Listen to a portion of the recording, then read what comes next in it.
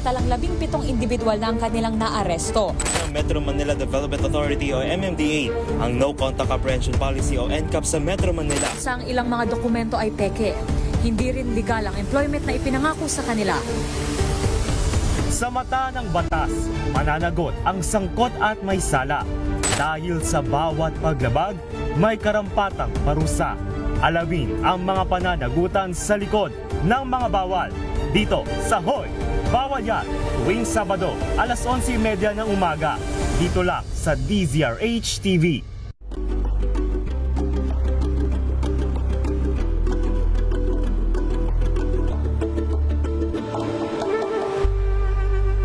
Tumunog na ang gandingan para sa kalikasan.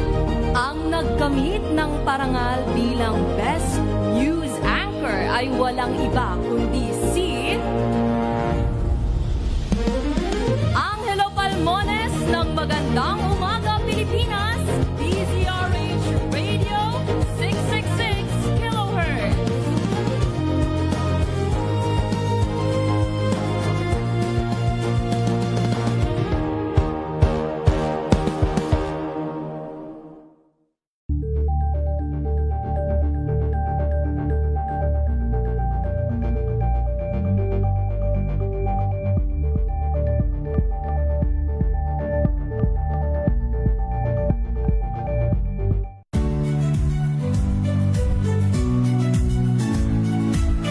Magandang araw mga kaibigan. Ito po ang inyong balerina ng bayan, si Lisa Makuha Elizalde, na nag-aanyaya sa inyong samahan kami at ang aming mga espesyal na panauhin para sa kalahating oras ng masayang kwentuhan sa aming programang Art to Art, kung saan ang usapang sining at kultura ay para sa lahat. Huwag kaliligtaan, tuwing linggo, alas 3:30 ng hapon, dito lamang sa DZRH Radio, DZRH TV, at via online streaming.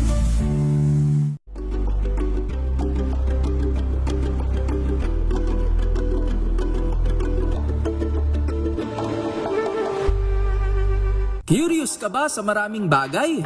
Kami na ang bahala dyan. Aalamin, tutuklasin at bibigyang linaw namin ang mga katanungang bumabagabag sa inyong isipan. Sa programa kung saan ang bawat sagot ay galing lamang sa mga eksperto. Ang Expert's Opinion, tuwing linggo alas 3 ng hapon, dito lang sa DZRH TV.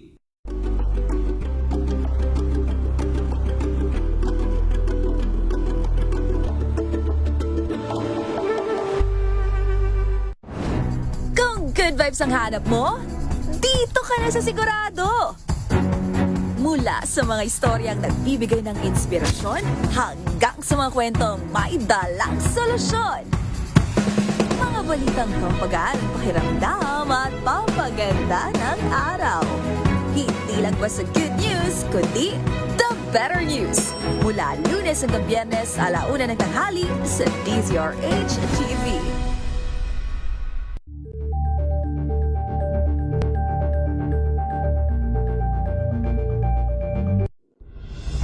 Tuloy-tuloy ang pagtulong, tuloy-tuloy ang pagseserbisyo at tuloy-tuloy ang balitaan kasama si May Binauhan sa Operation Tulong mula Lunes hanggang Biyernes.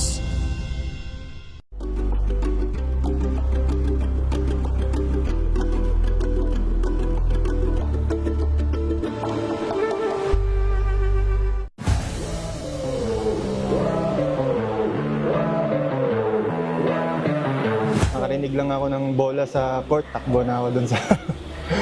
Sobrang grateful ko nung time na yon, dream come true para sa akin. So sa isip ko lang nun, di ko to sasayangin. Dream ko to eh. Tapos yun na din, nakakatulong na ako sa family ko. Kasi ako lang din yung breadwinner eh. Ako yung panganay. Tapos nasa college pa yung mga kapatid ko. Yun ang tulong-tulong lang din sa kanila. Pero ngayong conference, yun nga, mas dodoblehin pa namin ang trabaho namin. Hi, I'm JB Bahio from NLEX Road Warriors. Panoorin ang aking interview sa Match Point. Mabuhay ang atletang Pilipino. Angel po si Angelo Palmona sa giiwan sa inyo na isang magandang umaga. Maraming salamat sa inyo. Life goes on! Nine, good morning, Lakay. Good morning, Sister L. At good morning. Magandang mainit na umaga. Angel po si Angelo Palmona sa giiwan sa inyo na isang magandang umaga. Maraming Sa salamat. Pilipinas, una sa Pilipino. This Saturday on Scene Zone, chikahan with indie darling Clara Benin at rewind din tayo sa Santi Feels na hatid ng kanyang Really Got Me Thinking concert.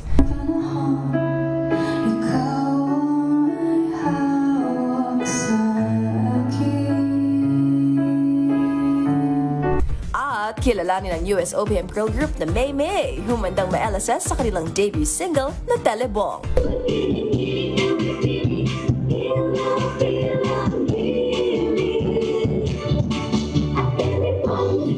Alas 12 ng tanghali, dito lang sa DZRH TV.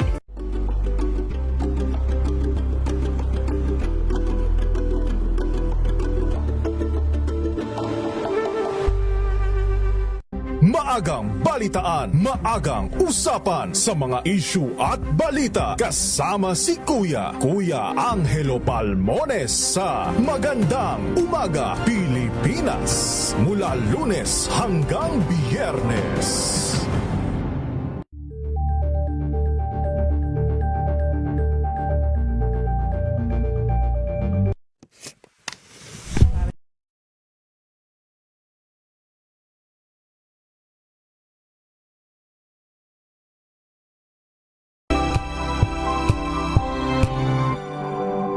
Si Duterte is present in this meeting.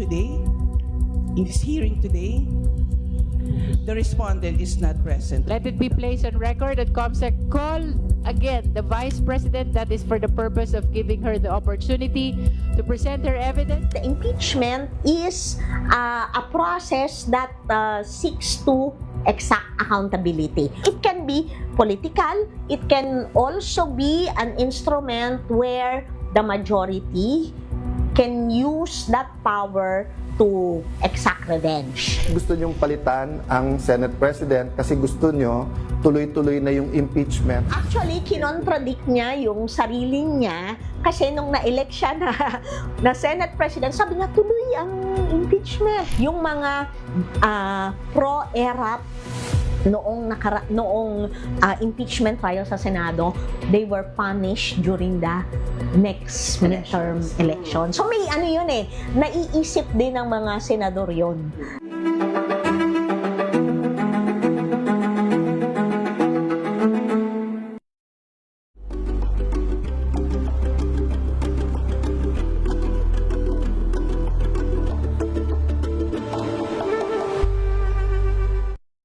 Mga balitang gigising sa inyong umaga. Mga balitang kailangan mong malaman. Mapapakinggan sa ACS Balita sa 2x2. Kasama sina Anthony Taberna at Jerry Baha. Lunes hanggang Biyernes.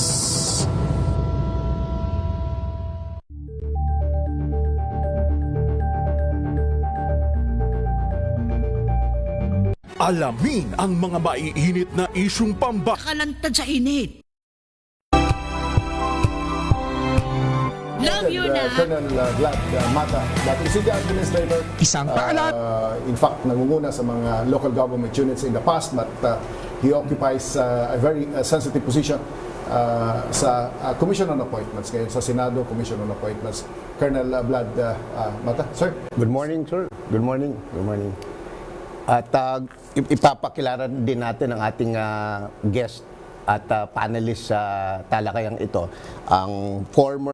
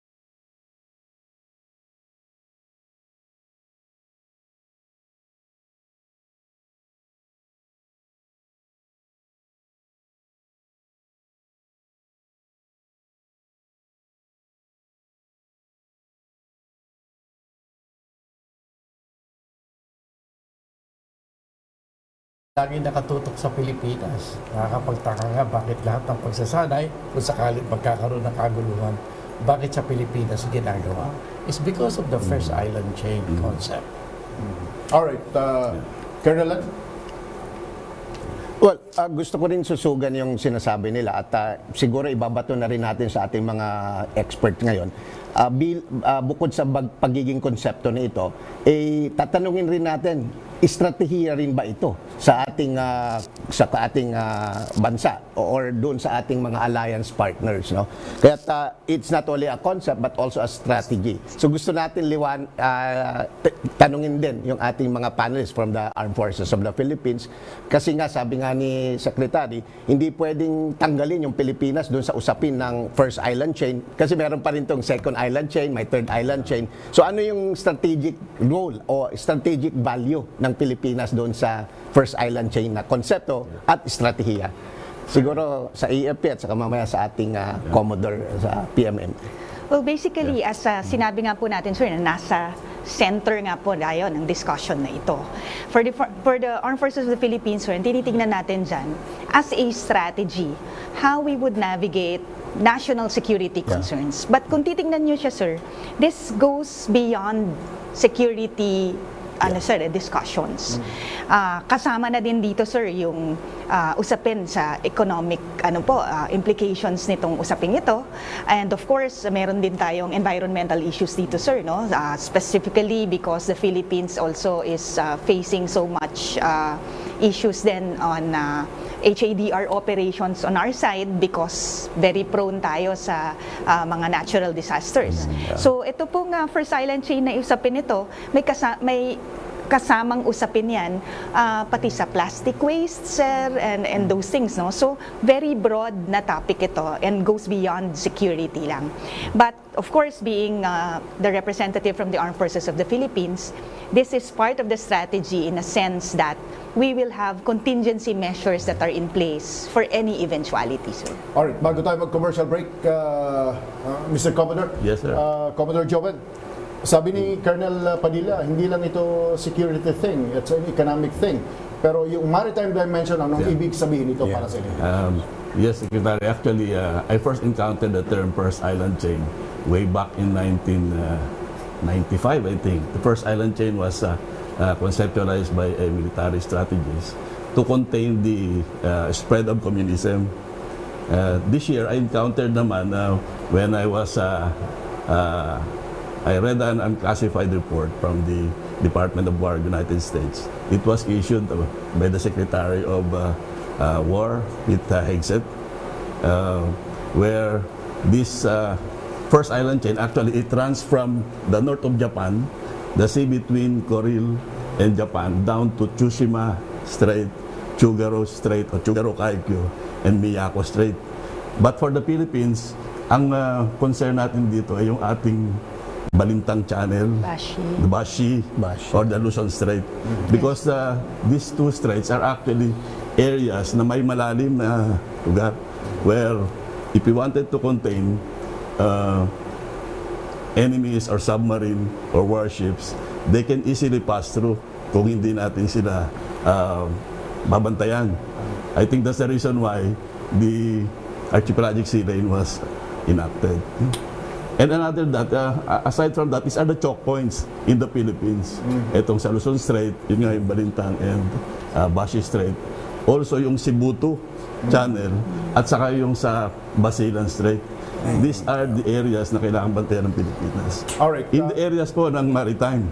Kasi if you look at the maritime, ang Philippines is the biggest supplier of seafarers.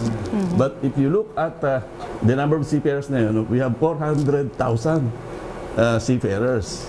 And out of that 400,000, if we pinpoint China, yung vessel of the Chinese vessel, there are around 8 to 12% na pag-aari ng China.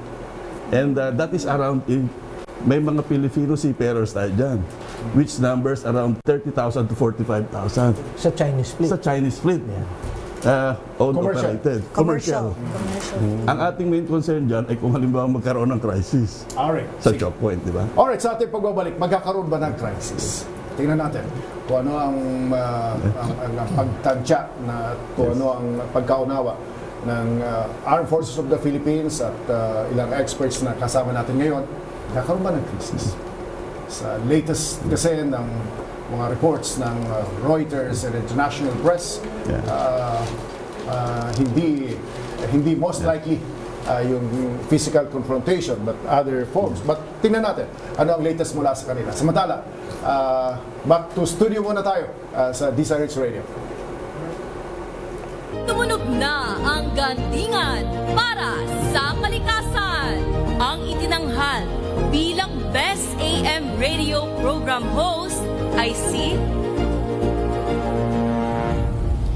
Cesar Chavez para sa special on Saturday ng DZRH.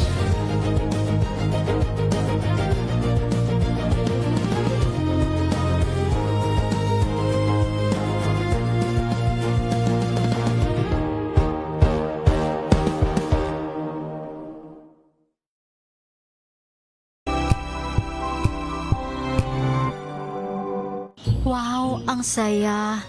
Isang barangay na labada, puro mancha pa. Goodbye, pahinga. Mommy, isang laba lang yan sa Pride Bar Blue.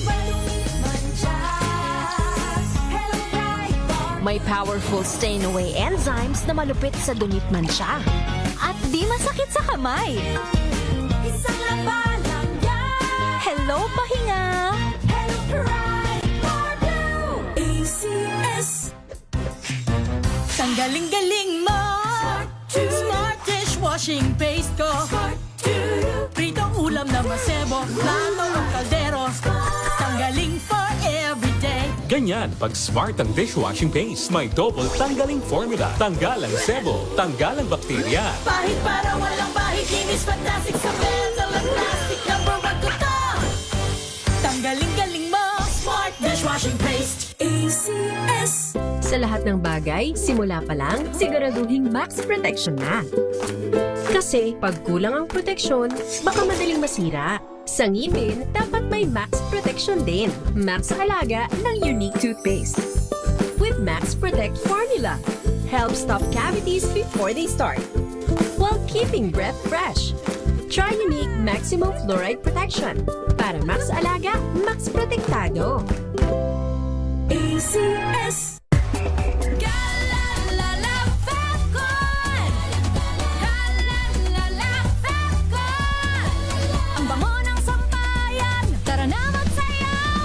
Fabcon, amoy nakaka-joyful. How you spend your morning can often tell you what kind of day you are going to have. Me, I always start my day with a fresh cup of my favorite MX3 coffee. Mahalagang paalala, ang MX3 capsule ay hindi gamot at hindi dapat gamiting panggamot sa anumang uri ng sakit.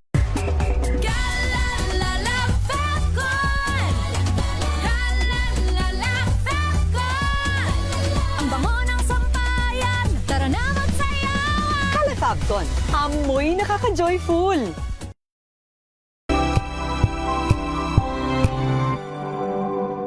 Hello, Washi! Laundry day na naman! Yay! Anong meron? Mancha ng chocolate, putik, may libag pa. Kaya natin yan! With Pride Washing Machine Detergent, may triple stain-away formula. Tanggal ang makapit, madikit, at malupit na dumit mancha. Kaya easy-easy ang labada. Mula noon hanggang ngayon. All you need is pride. All you need is pride. ACS. May nagbago. May arte. May budget. Akala nyo lang yon. So solid. White rose papaya, wow, white rose. White rose papaya, wow, white rose. White rose papaya. May glow up with white rose papaya. White Rose Papaya. May puti power times 2 kasi may papaya at niacinamide. May shea butter and tea tree oil pa. Kutis sulit ang glow up. Glow up with white rose papaya. White Rose Papaya. Kutis sulit ang glow up. ACS.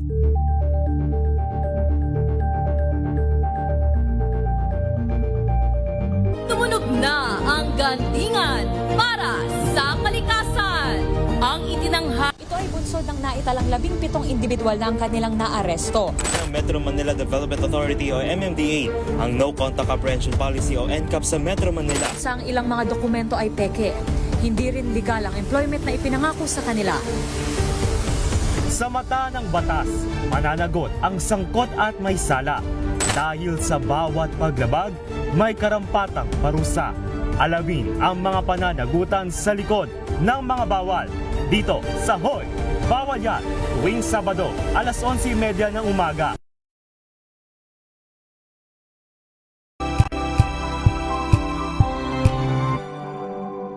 Tumunog na ang gandingan para sa kalikasan.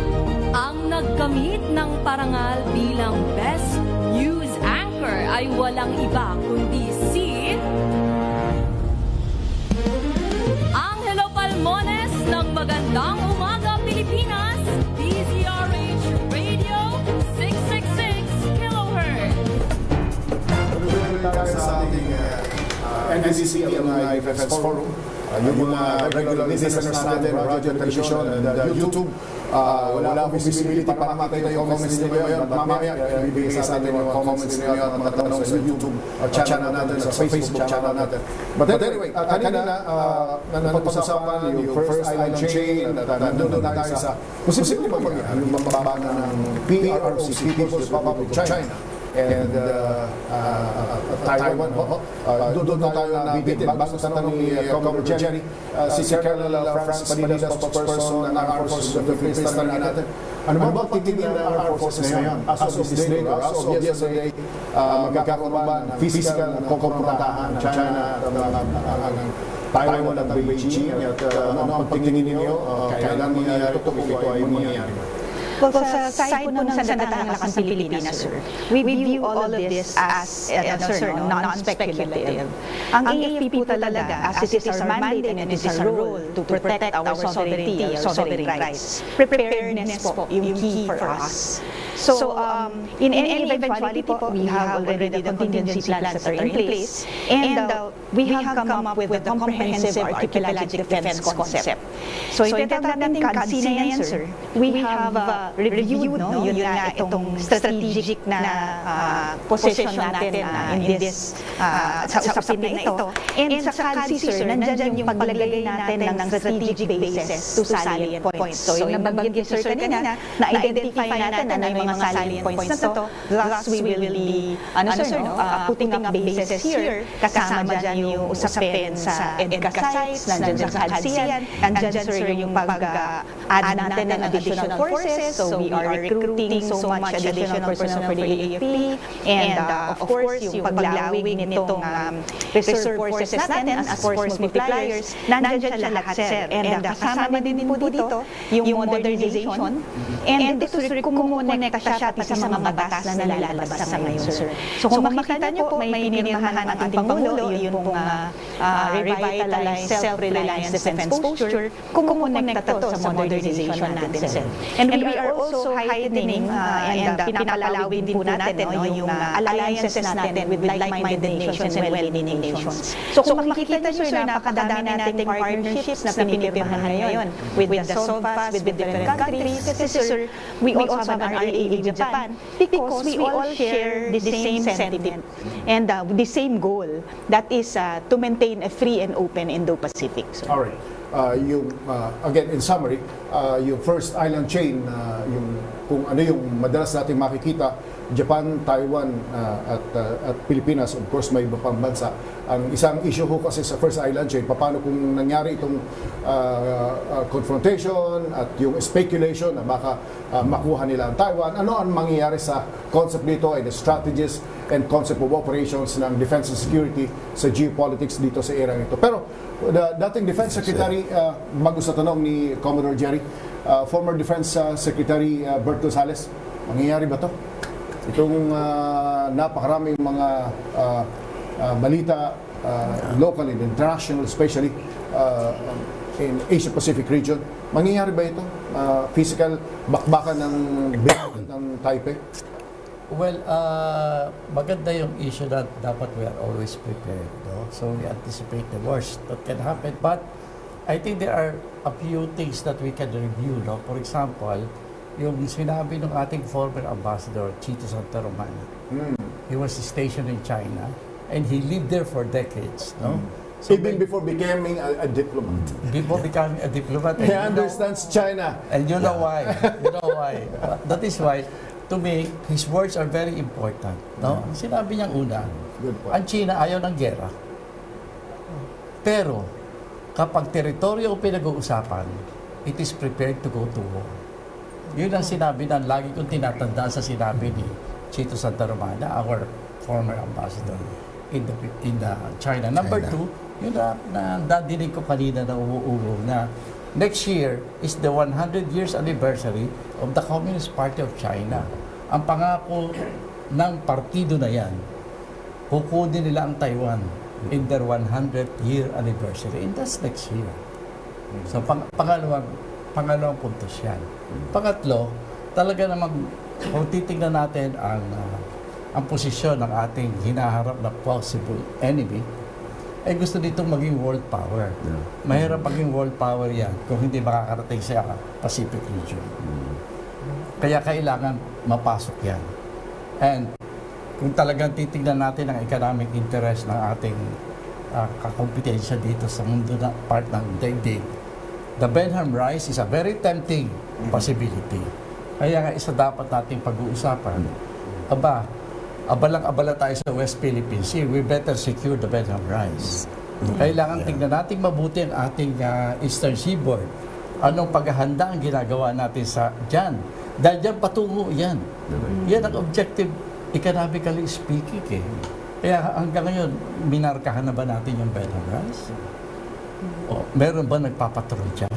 Yung sinabi mo kanina, yung Sibuto at saka yung isa pa, dalawa. Dapat binabantayan niya because these are alternatives to. Alright. Sabi ng mga nakaraang national security advisors, parang may consensus sila from Goles to Anio. Sabi ng mga national security advisors, we must be able to read the mindset of China. Very good. Yung mindset ng China, amin yan Taiwan. South China Sea, that's not a West Philippine Sea. That's a South China Sea. That is ours. No? Except that, mas matindi yung, mas pagnanasa na face-saving na sa kanila ang Taiwan, kaysa, nandun pa rin yung energy nila at to sustain pa rin doon sa WPS. Pero between the two, mukhang nandoon nakataya kanilang mukha. At sa China mindset, importante yung mukha. Commodore Jerry? Yes, Doc Cesar. Speaking of perspective, pagdating po sa pananaw ng China, nakikita nila yung first island chain. Ngayon, ang tanong, ito po ang tanong, where is the weakest link of the chain? Sa pananaw po ba nila, ito yung Pilipinas? Could anyone... that's a good question. Yes. Kasi yung center of gravity, sana ko. Baliktad din natin, Doc Cesar, yung pananaw. Yun ang pinag-uusapan natin. Let's think like China. Nasaan po ang weakest link? Sige, based on existing literature, siguro si Colonel or no? Yeah, please. Siguro ako. Sa tingin ko, just a quick answer on that. I think ang Pilipinas ang nasa weakest link. One, among the members in the first island chain, tayo ang still developing military at ang capability. And we need to look at the gap of yung ating mga use of auxiliaries para masuportahan. In case na magkaroon ng pressure dyan, are we ready with our supplies, fuel, food, security, and so on? Logistics. And the logistics. Also, the number of seafarers on board the vessel of Chinese vessel. Kung yan na yung mga seafarers natin na nakasakay ng European and American vessels, walang problema yan. Kapag nagkaroon ng gulo dyan, makakababa sila sa mga neutral ports. But kung yan ay nakasakay sa adversarial ships na active, Chinese vessels, pag nagkaroon ng embargo, kasama mga seafarers natin na hindi makakababa, magkakaroon ng malaking hurdle sa legal, repatriation, and at the same time, mga safety. So, Philippines is in the most weakest link ng First Island Chain. Sa mga kabubukas pa lamang ng radyo at telebisyon, yung nagsalita ho ay si Commodore Joel Abutalo. Siya ho ang namumuno ng Philippine Merchant Marine Academy. Ano ho yan? Kumbaga may PhD yan on maritime seafarers and in industry. So naiintindihan niya ito from the concept of both economic and military. Pero si Colonel Padilla, ano ang sinasabi sa white paper, if not official documents? Mayroon bang, do we admit na ang Pilipinas sa First Island Chain, officially or unofficially or even on the white paper, may nababasa ba kayo that the Philippines is the weakest link? Well, sa mga nilabas na mga think tanks natin dyan, sir.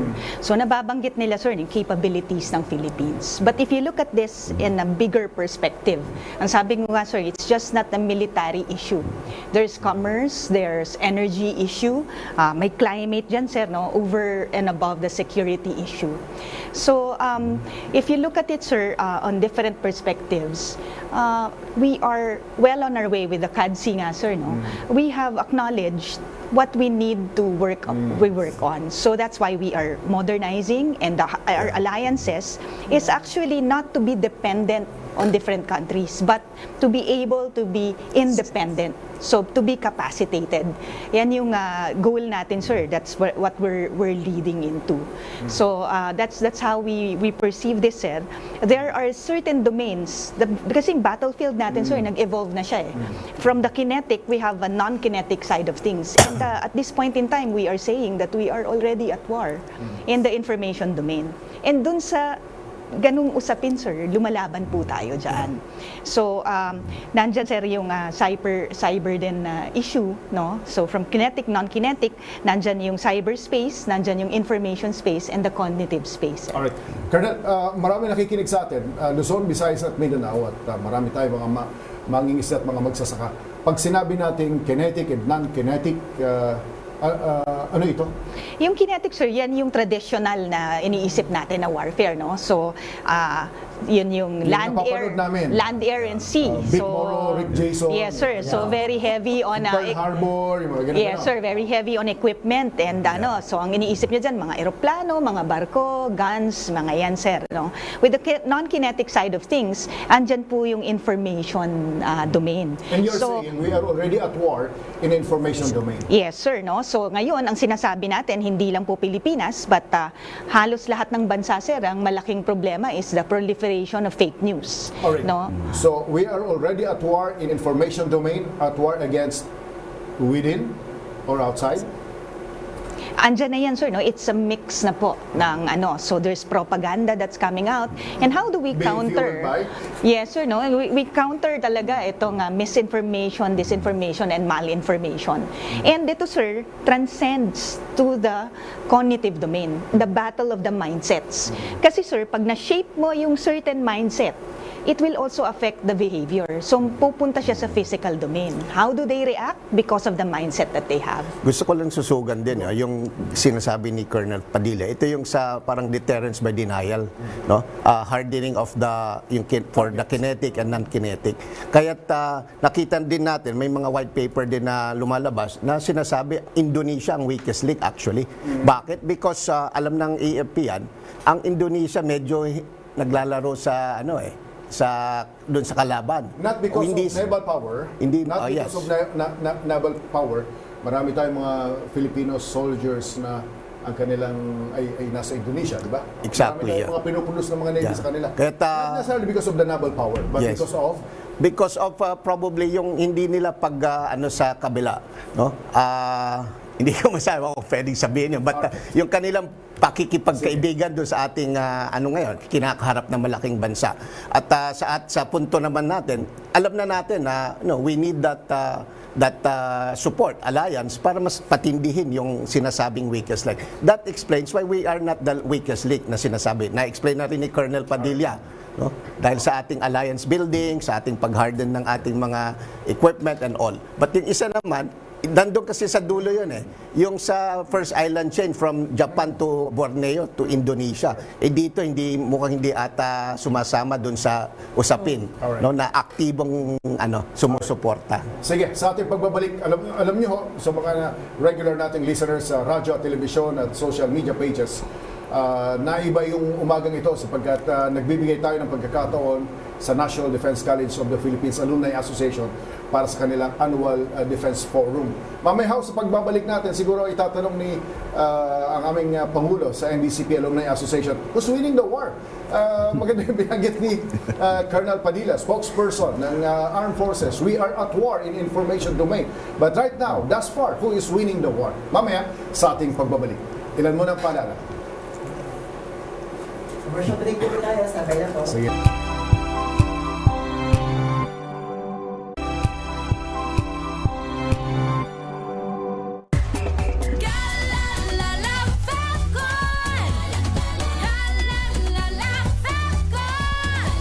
Ang bango ng sampayan, tara na magsayawan! Kalafabcon, amoy nakaka-joyful.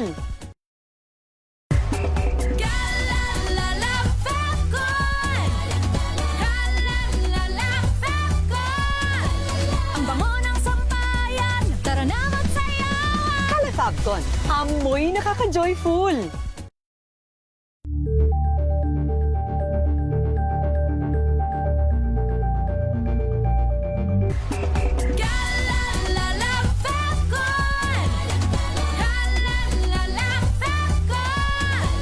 Ang bango ng sampayan, tara na magsayawan! Kalafabcon, amoy nakaka-joyful.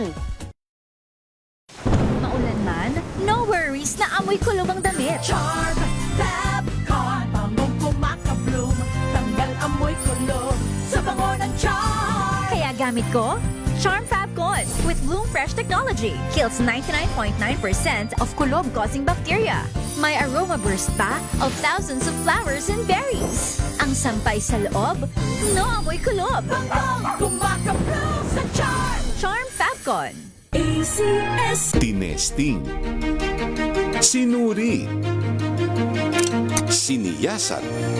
Ang resulta, super effective ang Shield sa pagpatay ng bakterya at virus. Shield Antibacterial Soap. Believe ang mga eksperto sa Philippine Nurses Association. At si Mami, Tiwala ako sa Shield. Shield Antibacterial Soap. Napatunayang mabisa. Ang mga nurse, tiwala. ACS.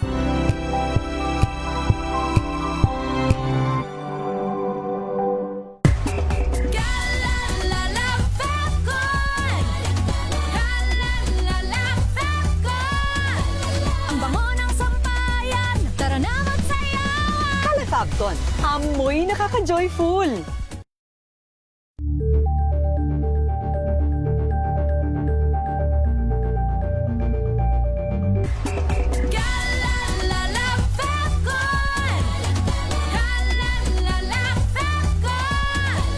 Ang bango ng sampayan, tara na magsayawan! Kalafabcon, amoy nakaka-joyful.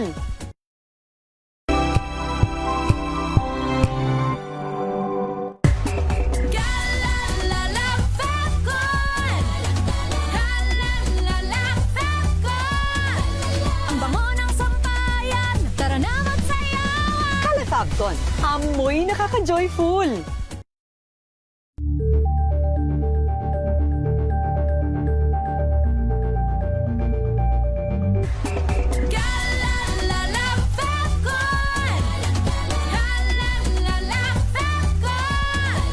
Ang bango ng sampayan, tara na magsayawan! Kalafabcon, amoy nakaka-joyful.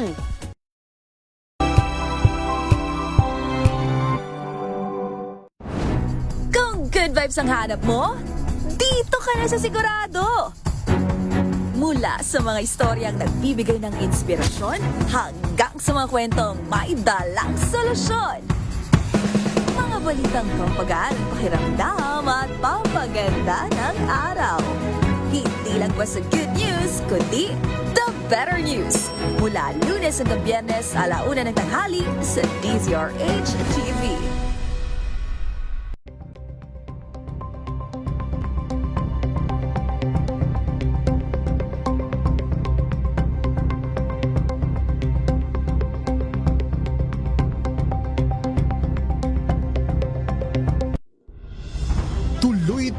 ang pagtulong, tuloy-tuloy ang pagseserbisyo at tuloy-tuloy ang balitaan kasama si May Binauhan sa Operation Tulong mula Lunes hanggang Biyernes.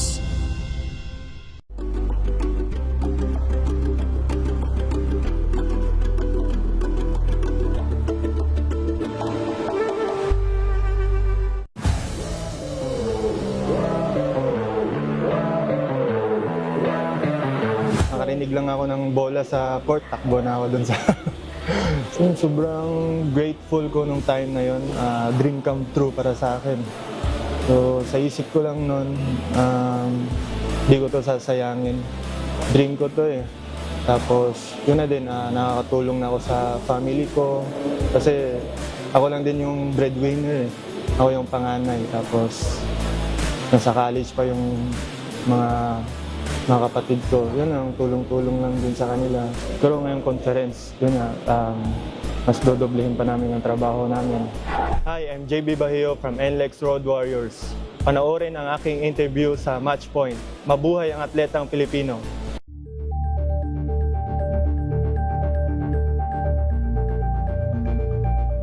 This Saturday on Scene Zone, chikahan with indie darling Clara Benin at rewind din tayo sa Senti Feels na hatid ng kanyang Really Got Me Thinking concert.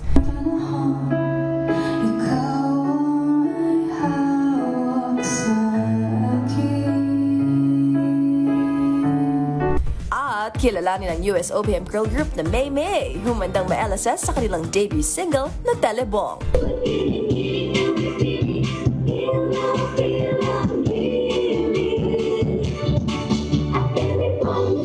Alas 12 ng tanghali, dito lang sa DZRH TV.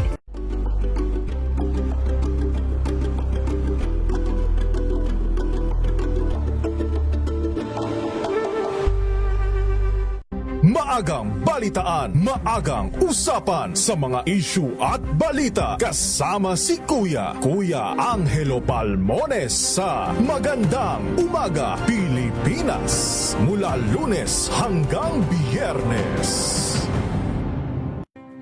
Visayas at Mindanao at maging sa ibang bansa. Luzon, Visayas, Mindanao, una sa Pilipinas. Una sa Pilipino. Advokasiyang maliit, basta't malimit. Maraming salamat. Muling sumasa inyo ang ating palatuntunan special on Saturday. Salamat po sa inyong pagsama sa amin dito sa Executive Session. Mabuhay. Isang oras na talakayan ng mga usaping may kinalaman sa ating akto. Idulog nyo na yan dito sa Hoy. Bawal yan. Ang latest happenings at trending sa mundo ng entertainment and lifestyle with favorite stars. Mga kwentong maghahatid ng inspirasyon at aral sa mundo ng Duterte is present in this meeting today, in this hearing today. The respondent is not present. Let it be placed on record that COMSEC called again the Vice President, that is for the purpose of giving her the opportunity to present her evidence. The impeachment is a process that seeks to exact accountability. It can be political, it can also be an instrument where the majority can use that power to exact revenge. Gusto nyong palitan ang Senate President kasi gusto nyo tuloy-tuloy na yung impeachment. Special on Saturday at sa umagang ito ng Sabado, ang ating mga panawin ay 90% ay mga alumni ng National Defense College of the Philippines sapagkat malapit na ho ang anniversary ng NDCP, that's going to August.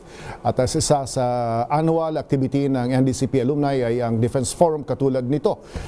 Kanina napag-usapan natin First Island Chain, tapos yung ilang dimensions of this. Napunta na tayo sa ano bang sitwasyon ngayon? Hindi na bakbakan na katulad ng Pearl Harbor at ngayon ay kinetic and non-kinetic, is more on non-kinetic, at in-explain yan sa atin ng ating panawin ng spokesperson ng Armed Forces, Colonel Padilla. Siguro, bigyan natin ng pagkakataon kung mayroong comment or tanong ang ating Pangulo. Ang Pangulo ng NDCP Alumni Association, si Judge Joy Torres. Judge? Thank you, Sir Cesar. Yes, it's getting to be very interesting what's happening now in this discussion, this conversation. So, Ma'am, Colonel Padilla, you mentioned that about this information campaign, information war, so to speak. So, who's winning it at the moment? Ito ma'am, parang ano pa no, he says, she says ito. But ang tinitingnan natin dito, tignan natin ma'am yung Pilipino and Pilipinas as a whole, no? Ang pinakamalaking asset natin dito is yung tao natin, sir. Even in maritime, nabanggit ni sir, no, na nandyan tayo. Yung skill sets po ng mga Pilipino. Anong distinct po sa atin in the Philippines? We have a sheer number of OFWs. So yung boses po natin is re-echoed all over the world with the Filipino diaspora, no, na nandoon sa iba't ibang bansa. Pangalawa, dati sir, tax capital of the world tayo, di ba ma'am? Ngayon po, we are the country with the most number of hours spent in social media. So on average, ang isang Pilipino po, 8 to 9 hours. Pagising pa lang, binubuksan na po yung kanyang social media. So we have to leverage on this great online presence. So kanina ma'am, nabanggit nyo yung Miss Universe, pag nagbotohan sir, nananalo tayo. Kasi talagang magboboto yung In fact, yung mga influencers tend to go to the Philippines because kumikita sila dito sir. Kasi nagre-react tayo sir, nagba-viral sila. Filipino content. Yes sir. Any content, Filipino content. Tapos, so, yun ang meron tayo sir. It's actually one of our superpowers, no? Yung information domain presence of the Filipinos. So, andyan pa rin ma'am na merong different perspectives, but we say this sir, that the truth is our greatest weapon.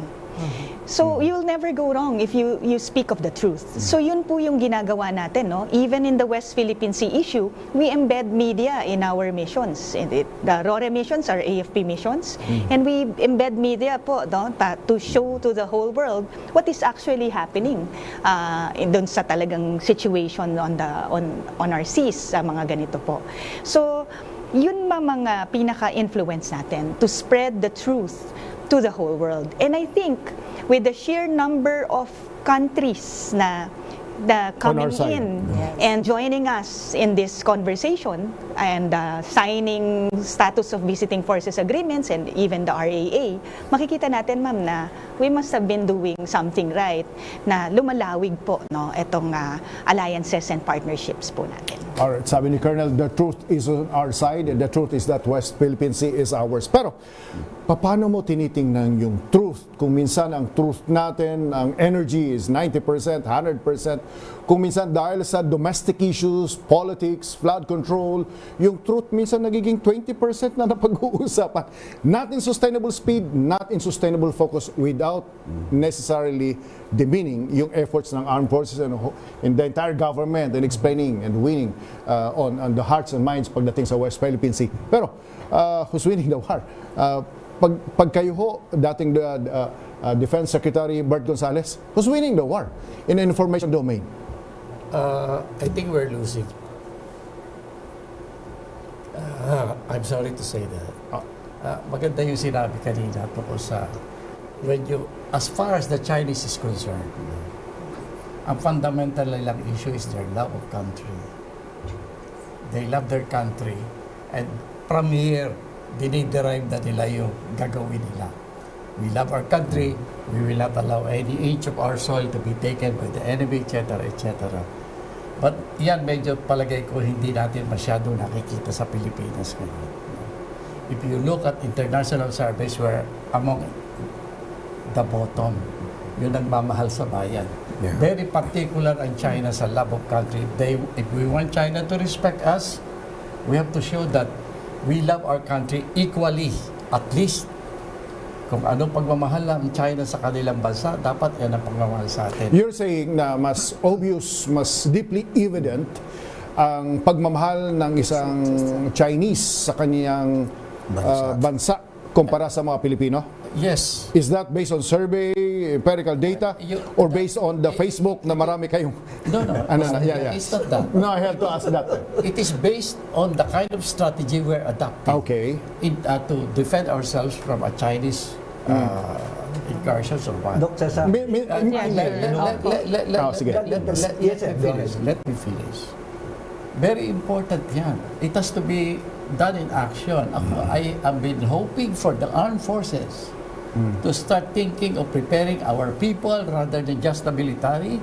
Alam mo ang ginagawa natin? We train with China, with Japan, with Australia, with US. Talagang to the point that yung, ano bang tawag doon, yung universe na pinapakita natin, ay yung strategy ng ibang bansa. So we are saying, kung ang talagang hinahanap sa atin ng kalaban natin, ang hinahanap sa atin ng mga kaibigan natin, ano ba ang kaya niyong gawin on your own? You know, that is why I think we have to take advantage of one reality that we have, demographically speaking. And we have sinasabi ng experts, we have a 5-year window. Tayong may pinakamaraming kabataan na pwedeng sanayin at i-integrate sa ating defense strategy. Kailangan natin, palagay ko, over the next 5 years, which is I think, nakalipas na yung taon dyan. I think we need compulsory military service soon. Kasi ang ipapakita lang naman, ang yaman lang natin, ang lakas lang natin, sinasabi po pati sa text, ating taong bayan. We are the highest number of young people in the world. We have more than 20 million young people that's ready for training. I think yun ang importante kasi yung action ng pagtitraining, to me is the best illustration that we love our country when we join. Sige. Paikot lang ako, very brief lang to. Very brief answer lang. Colonel Lag, are we losing in the information domain? Well, personally, I think I joined the observation of Secretary Gonzales. Commodore Jerry, are we losing in the information domain? It's an uphill battle, Doc Cesar. Why? Para sa akin, with the present at saka yung past foreign policy natin, I think the previous foreign policy of the previous administration was able to help yung nangyayaring cognitive warfare by the others. I will ask Colonel Padilla to discuss further on the cognitive warfare. Very brief answer. Are we losing in the information domain? I don't think so, sir. Oh, right. I don't think so. Would you be privy to share your opinion, Judge? Okay. Kasi alam nyo, kailangan maging sensitive tayo. Baka mamaya biglang may mag-lunch ng naintindihan natin yan. Nandito siya ang aming nanay dito. Alright. I need to ask this kasi empirical data. SWS, Pulse Asia, and all other surveys, overwhelming majority, 75 to 80%. Believe that atin yung West Philippines. Yes, sir. Alright, so yung paniniwalang ganyan ay paniniwala sa katotohanan at pagmamahal din sa bayan, hindi po ba? Pero iniisip ko rin, minsan chinecheck ko ang sarili ko na, teka muna, itong opinion ba is based on empirical data o dahil marami akong FB friend na katulad ninyo? And therefore yung opinion nyo ang nakikita ko. And therefore yung baka ito. So medyo mag-iingat din tayo. Ako medyo ano ako niyan. Pero ano yan, may perception talaga na natatalo din tayo. So anong position dyan ng armed forces? Sir, for us, sir. And by the way, that is not an isolated opinion. Yes, na we are losing in the information domain. We have the proper tools that are in place to really look into yung pulso ng bayan. So, meron po tayong kinukuhang mga statistics, no, even sa online. But of course, hindi natin pwedeng maging pinaka-basis yun, sir. Kasi pwede pong botnets na yun, troll farms and all, no? So, ino-augment po natin ito with physical surveys. And the survey shows that 83% of our kababayans are willing to fight with the AFP for the willing to fight. And 83%, yun nga sir, 8 out of 10 Filipinos trust the AFP and 7 out of 10 Filipinos are willing to fight with the AFP. And ngayon sir, nasa 90% na din po yung well aware of the West Philippine Sea issue, which means as opposed to previous years. Which means yung strategy sir, transparency initiative natin, and then the Armed Forces of the Philippines also implemented the communications plan mulat, Mulat, sir, is awakening.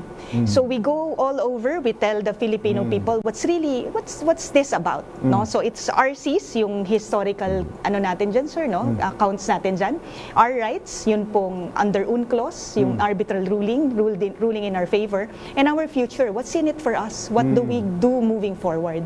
So yung tatlong yun, sir, I think with the survey showing this, we're sabi nga ni sir, it's an uphill battle. Hindi pwede kasing I'll go to former Defense Secretary Bert Gonzales. Hindi kasi pwedeng ihiwalay the entire concept of information domain sa West Philippine Sea, First Island, sa domestic politics.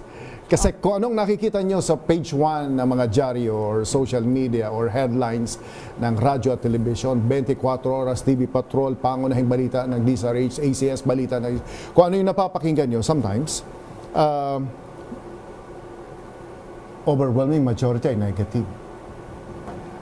Negative laban sa gobyerno. May mga panahon, negative laban sa gobyerno. Dahil sa araw-araw na pumapasok sa isip natin yung mga negative, flood control, corruption here and there, parang pag nagsalita ngayon ang Pangulo tungkol sa West Philippine Sea, hindi siya tinitingnan na nagsasalita ang Pangulo sa West Philippine Sea lang. Sino tong nagsasalita nito? Sino tong congressman na to? Sino tong cabinet member na to? Anong credibility? Kung nasasadlak din sa iba pa mga issues, no? So, ganun ang pagtingin ko kung paano natin uunawain na nanalo ba tayo. Pero may dapat tayong ihiwalay palagi empirical data. That we cannot compromise. SWS, Pulse Asia, research methodology, survey methodology, tried and tested sa buong... May questions tayo kung minsan.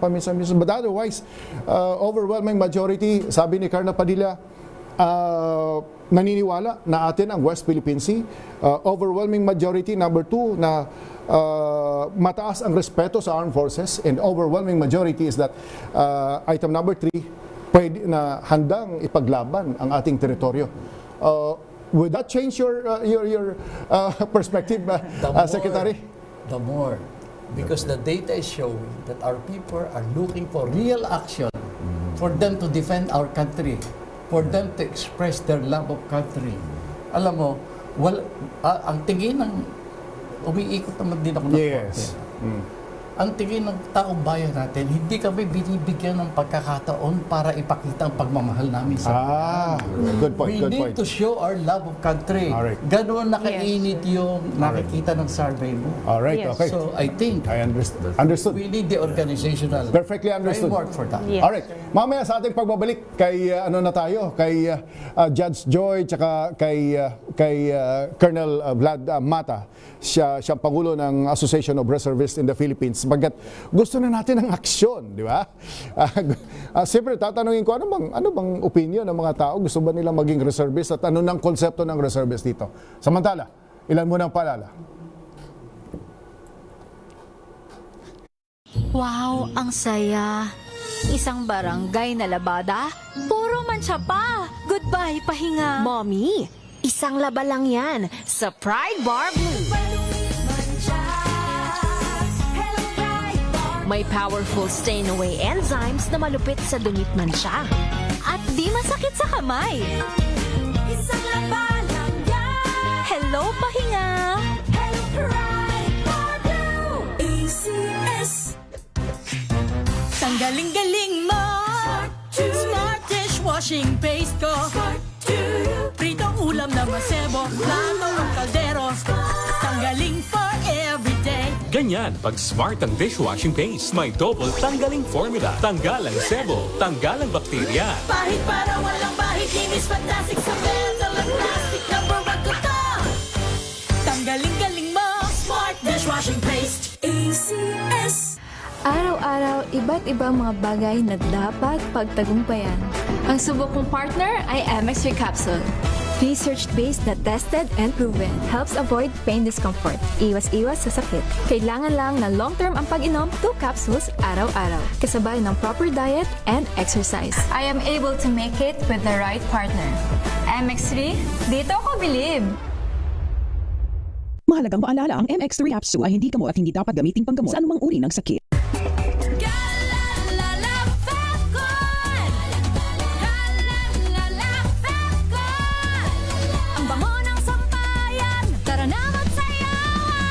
Kalefagton, amoy nakaka-joyful.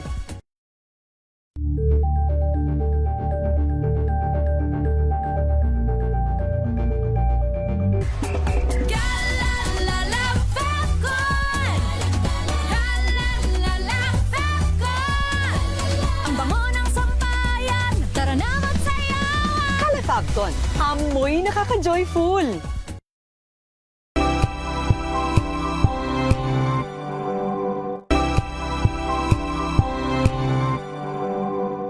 Hello, Washi! Laundry day na naman! Yay! Anong meron? Mancha ng chocolate, putik, may libag pa. Kaya natin yan! With Pride Washing Machine Detergent, may triple stain-away formula.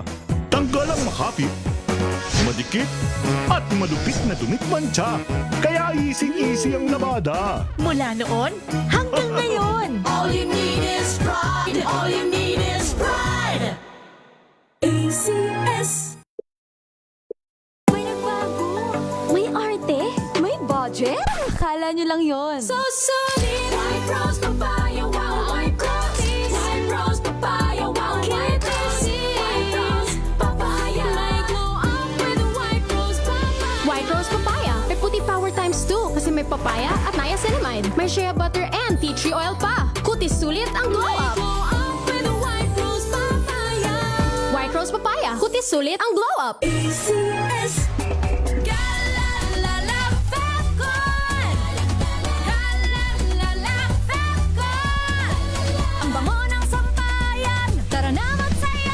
Kalefagton, amoy nakaka-joyful. Jiggy Manikad po. Bilang isang broadcaster, mahalaga sa akin ang tamang impormasyon. Sa lahat ng bagay, kahit sa food supplement, mapanuri ako. Kaya dito ako sa subok ng MX3 capsule. Ito'y may alpha, beta at gamma mangosteen. Para sa akin, sigurado ako sa MX3 capsule. Dito ako believe. Mahalagang paalala, ang MX3 capsule ay hindi gamot at hindi dapat gamiting panggamot sa anumang uri ng sakit.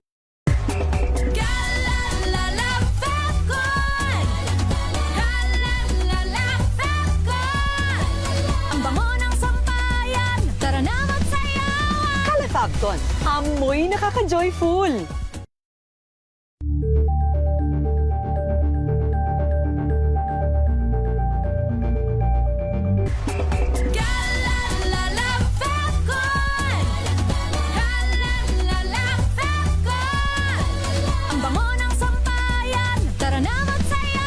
Kalefagton, amoy nakaka-joyful.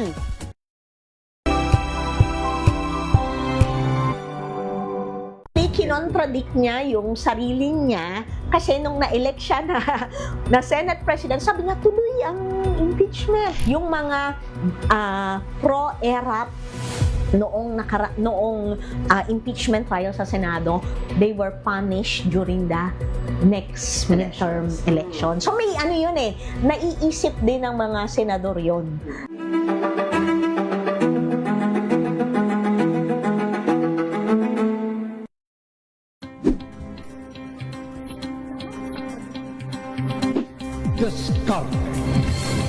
At maraming salamat po sa inyo na ang Agri-Asenso hanggang sa susunod na sa Alas 4 na po ng inyong paboritong programa ang DZRH Boom Balita ngayong araw ng Sabado. Mga balitang gigising sa inyong umaga. Mga balitang kailangan mong malaman. Mapapakinggan sa ACS Balita sa 2x2. Kasama sina Anthony Taberna at Jerry Baha. Lunes hanggang Biyernes.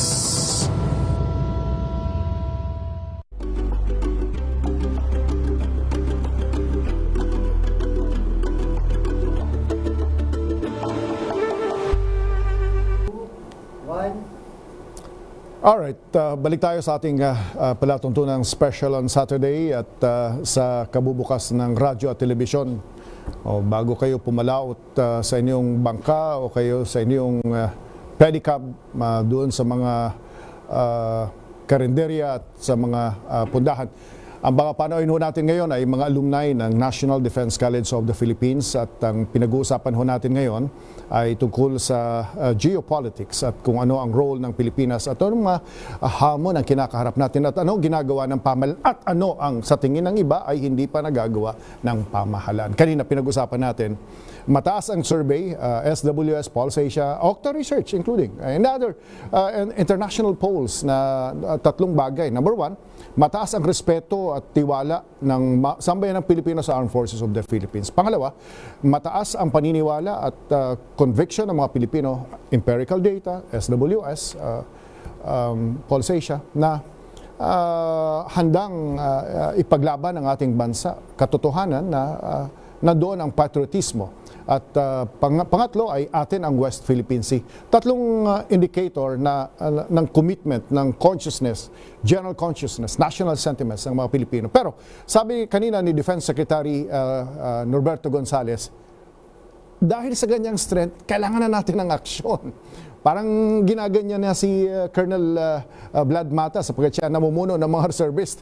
Anong aksyon? Meron bang aksyon? In coordination with our armed forces, no? Two specific questions. General consciousness, accepted ba ng mga Pilipino na gusto ko maging reservist? Well, totoo yun. No? Kaya nga umiikot rin kami sa buong Pilipinas in coordination with J9, no? Para ibalik yung interest talaga nila. At habang umiikot po kami, dahil yung sa association chaired by ating chairman, si Congressman Romero, pinupromote ho namin total defense concept where we are really indispensable part of the armed forces of the Philippines. Hindi lang, nasabi rin niya, yung dimensions and security, hindi lang military yan. Pag-aralan natin sa national security yan, yung economic and all. So itong mga reservists na ito, no, citizen soldiers, pwedeng strategic partner mo sa lahat ng dimension na yon. Hindi lang military. But we go first with sa military aspect. No, how do we train them? How do we bring back the consciousness and the appreciation of their value as a reservist? No, yun ang problema rin natin ngayon, sir, no? Because I think we really have to, put resources to that. Parang kami, nag-aral din ho kami sa Guam, yung National Guard nila. It's a separate institution, no, ng US military. No? Kaya talagang pwersado silang pondohan yon, pati training nila align doon sa mga training ng mga mga active forces. Kaya pagka in the event of something happen, one click lang yan, nandiyan na rin sila. But beyond that, no, yung citizen soldiers. Quick question. Attractive ba sa mga kabataan na maging reservist? Unang-una, sir.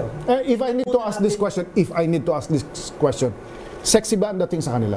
Tingnan muna natin ang pananaw nila, lalo na ng mga kabataan at ng ordinaryo mamamayan. Ang dating pangmayaman ang reservist. Yan. Mga elitista. Tama yun. Dahil kasi mga mistiso, mga nakasuot ng mga uniforme, mahal ang uniforme, walang pondo o pambili ng bota. So, paano ako sasama po? Teka muna, ano bang konsepto ng reservist concept sa Pilipinas? Dapat bang sumali? Dapat bang may military drill? Galing po ng kolehiyo. So, mahal mag-kolehiyo. So, sila lang ang nag-ROTC. Kasi sa Partido National High School, kung saan ako the biggest public school in 4th District of Camarines Sur. First year high school pa lang, sabi ko, gusto ko maging corps commander. Yeah. Pero wala namang, hindi naman ako attracted sa uniforme. Parang, at that time, parang ang tingin ko, very relevant siya. Pero hindi ba nag-evolve na siya? Hindi na fancy drill ito Dapat may technical skills ka na may ambag, na mayroon ka ng kagalingan, kaalaman tungkol sa ecological, environmental, human disaster preparedness. Hindi ba ganito ang konsepto? Kayo sa Armed Forces of the Philippines, sa pag-iikot ninyo, sa recruitment ninyo, mas attractive na ba sa kabataang Pilipino ang maging reservist ngayon, kumpara ng mga nakarantaw? Kung titignan mo, sir, yung recruitment namin, actually, sir, we are overwhelmed with the sheer number of applicants this time. Nag-triple siya, sir, from the usual. So, na-acknowledge na ng mga tao, sir, kung how they can contribute in their own special way. Because sa reserve forces, sir, tinatanggal natin yung misnomer na ibabala kayo sa kanyon and frontlines kayo. Isa reserve force, sir, to each his own. Your skill sets, yun po yung i-offer mo to the table. So if you're a doctor, you're in the medical field, treat the wounded. Ngayon, sir, even the cyber warriors can be part of it. No? So nagkaroon na tayo ng ganong tranche. Yung mga judge, sir, mga attorney, nandun sila, they give legal advice to our troops. So yun, sir, force multiplier sila and they can be the front lines na ngayon. So kung tignan mo, sir, nung huling may bagyo, Batanes cannot be reached by the armed forces because the planes cannot fly, the ships cannot sail. So it was the reserve forces in Batanes who were the ones who deployed and did the search and rescue operations at the onset bago tumila, sir, yung kalangitan at nakarating na po yung tulong. So yun po ang nagiging role ng natin ngayon, reserve forces natin. They know the terrain, they know the the intricacies in their own their own locations. So sila po yung una na rumeresponde. So ngayon, sir, even in the earthquake na nangyari, malaking tulong po itong ating reserve forces, sir. And marami na pong nag-join. Siyempre, ang tanong diyan, archipelagic country tayo, may island tayo, tapos marami tayong mga barko, etc. etc. Tama ba yung understanding ko na yung maritime sector ang isa sa ready reserve force natin? Yeah, well, actually, speaking for PMMA as superintendent, alam niyo ang PMMA, I would say it is an overlooked institution na strategic power. Yeah. Why? Because PMMA is providing dual identity. One for because military training ang academy, at one is for the merchant marine and another one for the AFP. About 10% of PMMA graduates go to Coast Guard and Philippine Navy. And they graduate as second lieutenants or ensigns, commission upon graduation. And this number is increased because after graduation, all graduates are commissioned in the Philippine Navy Reserve Force.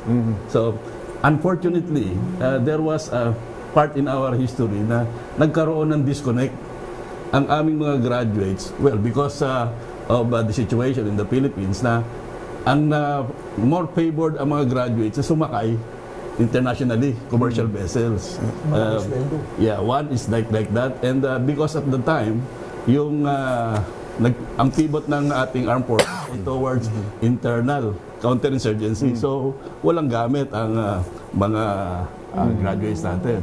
But I believe the wisdom of our leadership before was that they made our graduates join the commercial vessels because we need to modernize our armed forces. But before that, I go further than that, Commodore Joel. Ang expertise mo is nasa maritime, pero as a whole, ilang seafarers meron tayo? I asked that question because ang dulo ng tanong kong yan, hindi ba sila dapat reservist na? Yes, that's right. We should be. But there is an STP law that those other maritime institutions can choose between a reserve or yung ating social I'm referring to more or less 400,000 seafarers. These are the number of seafarers aboard vessel at this time. Yeah. If you look at PMMA graduates, we have around 11,000 plus graduates na and they are ready reserved, and some of them are in the service. And if you will look at the capability, these are masters, chief engineers, port supervisors, in the executives, and they are working all over the world. Now, these are ito yung sabi kong strategic power na na-overlook natin. Kasi they are reserve force. Alright. Yeah? We can mobilize. Binubuo natin yung kwento na yung naputol tayo kanina. Binubuo natin ang kwento na mataas ang paniniwala ng mga Pilipino na mahal niya ang bayan niya, ipaglalaban niya ito at atin ang West Philippine Sea. Ilimit lang muna natin yung tatlong indicators niyan. Kaya lang, sabi ni dating Defense Secretary Bert Gonzales, naghanap tayo ng aksyon. Ngayon, nagpaliwanag si Colonel Vlad, si Commodore Jerry, and Commodore Abutal, and Colonel Padilla. So, ang tanong ko ulit kay dating Defense Secretary Bert Gonzales, kulang pa? Hindi pa natin ginagawa ang dapat natin gawin. Ano yun? Well, let's take Japan as a model. Japan, hindi ba bawal silang makipaggera? Wala silang puwersa. Pero nung pinayagan, instantly they have a navy. They have an air force. Bakit? Yung sinasabi mo, That's right. yung kanilang mga seafarers pala trained to take over and be in the navy of the New Japan. Just imagine what happens. Ako, I'm wondering, saan nanguhan? Paano? Hindi naman ganun kabilis mag-training. And then instantly, they have a navy, they have an army, they have an air force, they have the warships. Why? How? Simple lang. May itinatago ang Japan sa atin all these years. Ngayon tayo, given the situation of the country today, we don't have to hide anything. In fact, I think our allies will welcome to see that we are training our young people. It's our only asset left. Huwag na tayo makipagkompetensya sa ganda ng barko, ganda ng airport. But people, alam mo, ang pinakamalaki nating problema ngayon is the lack of respect from our enemy and from our friends. When they look at the Filipinos, pati dito sa mga excess. Sorry, I have to say this. I'm not saying this because I don't love my country. But we have to do something. Pag tinitignan ng mga Pilipino, ano ang tinitignan? What are our capabilities? Oh, pwede na, Tagalaba, Utusan, Messenger. Well, but you see, walang pinagkaiba yan sa article na James Fallows in the Monthly Atlantic noong 1980s at the height of coup attempt. The damaged culture, di ba? So papunta na tayo doon sa isang discussion, political culture, that kuminsan minamalit natin ang sarili natin. At yung pagmamaliit natin sa sarili natin, nagiging national consciousness na ang tingin natin yun na yun. But otherwise, marami naman tayong it's a matter of organizing. Hindi ba? It's a matter of organizing because andun, sabi ni Colonel Padilla, may capability na sila. Doktor, abogado, nurse, radio technicians. These are, ang sinasabi na lang, magkaroon ng national consciousness institutionalized na kapag you achieve this kind of level of technical competence.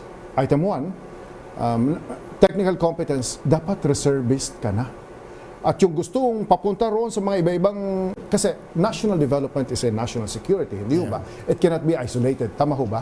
Hindi, it cannot be isolated, bang, or security. In other words, kapag pinagaganda mo ang kakayahan, skill set ng isang tao para sa economic livelihood niya, pinalalakas mo rin ang kanyang kakayahan tumulong sa kapwa, and therefore, hindi ho ba yan ang konsepto ng reservist? Pero what's lacking? The lacking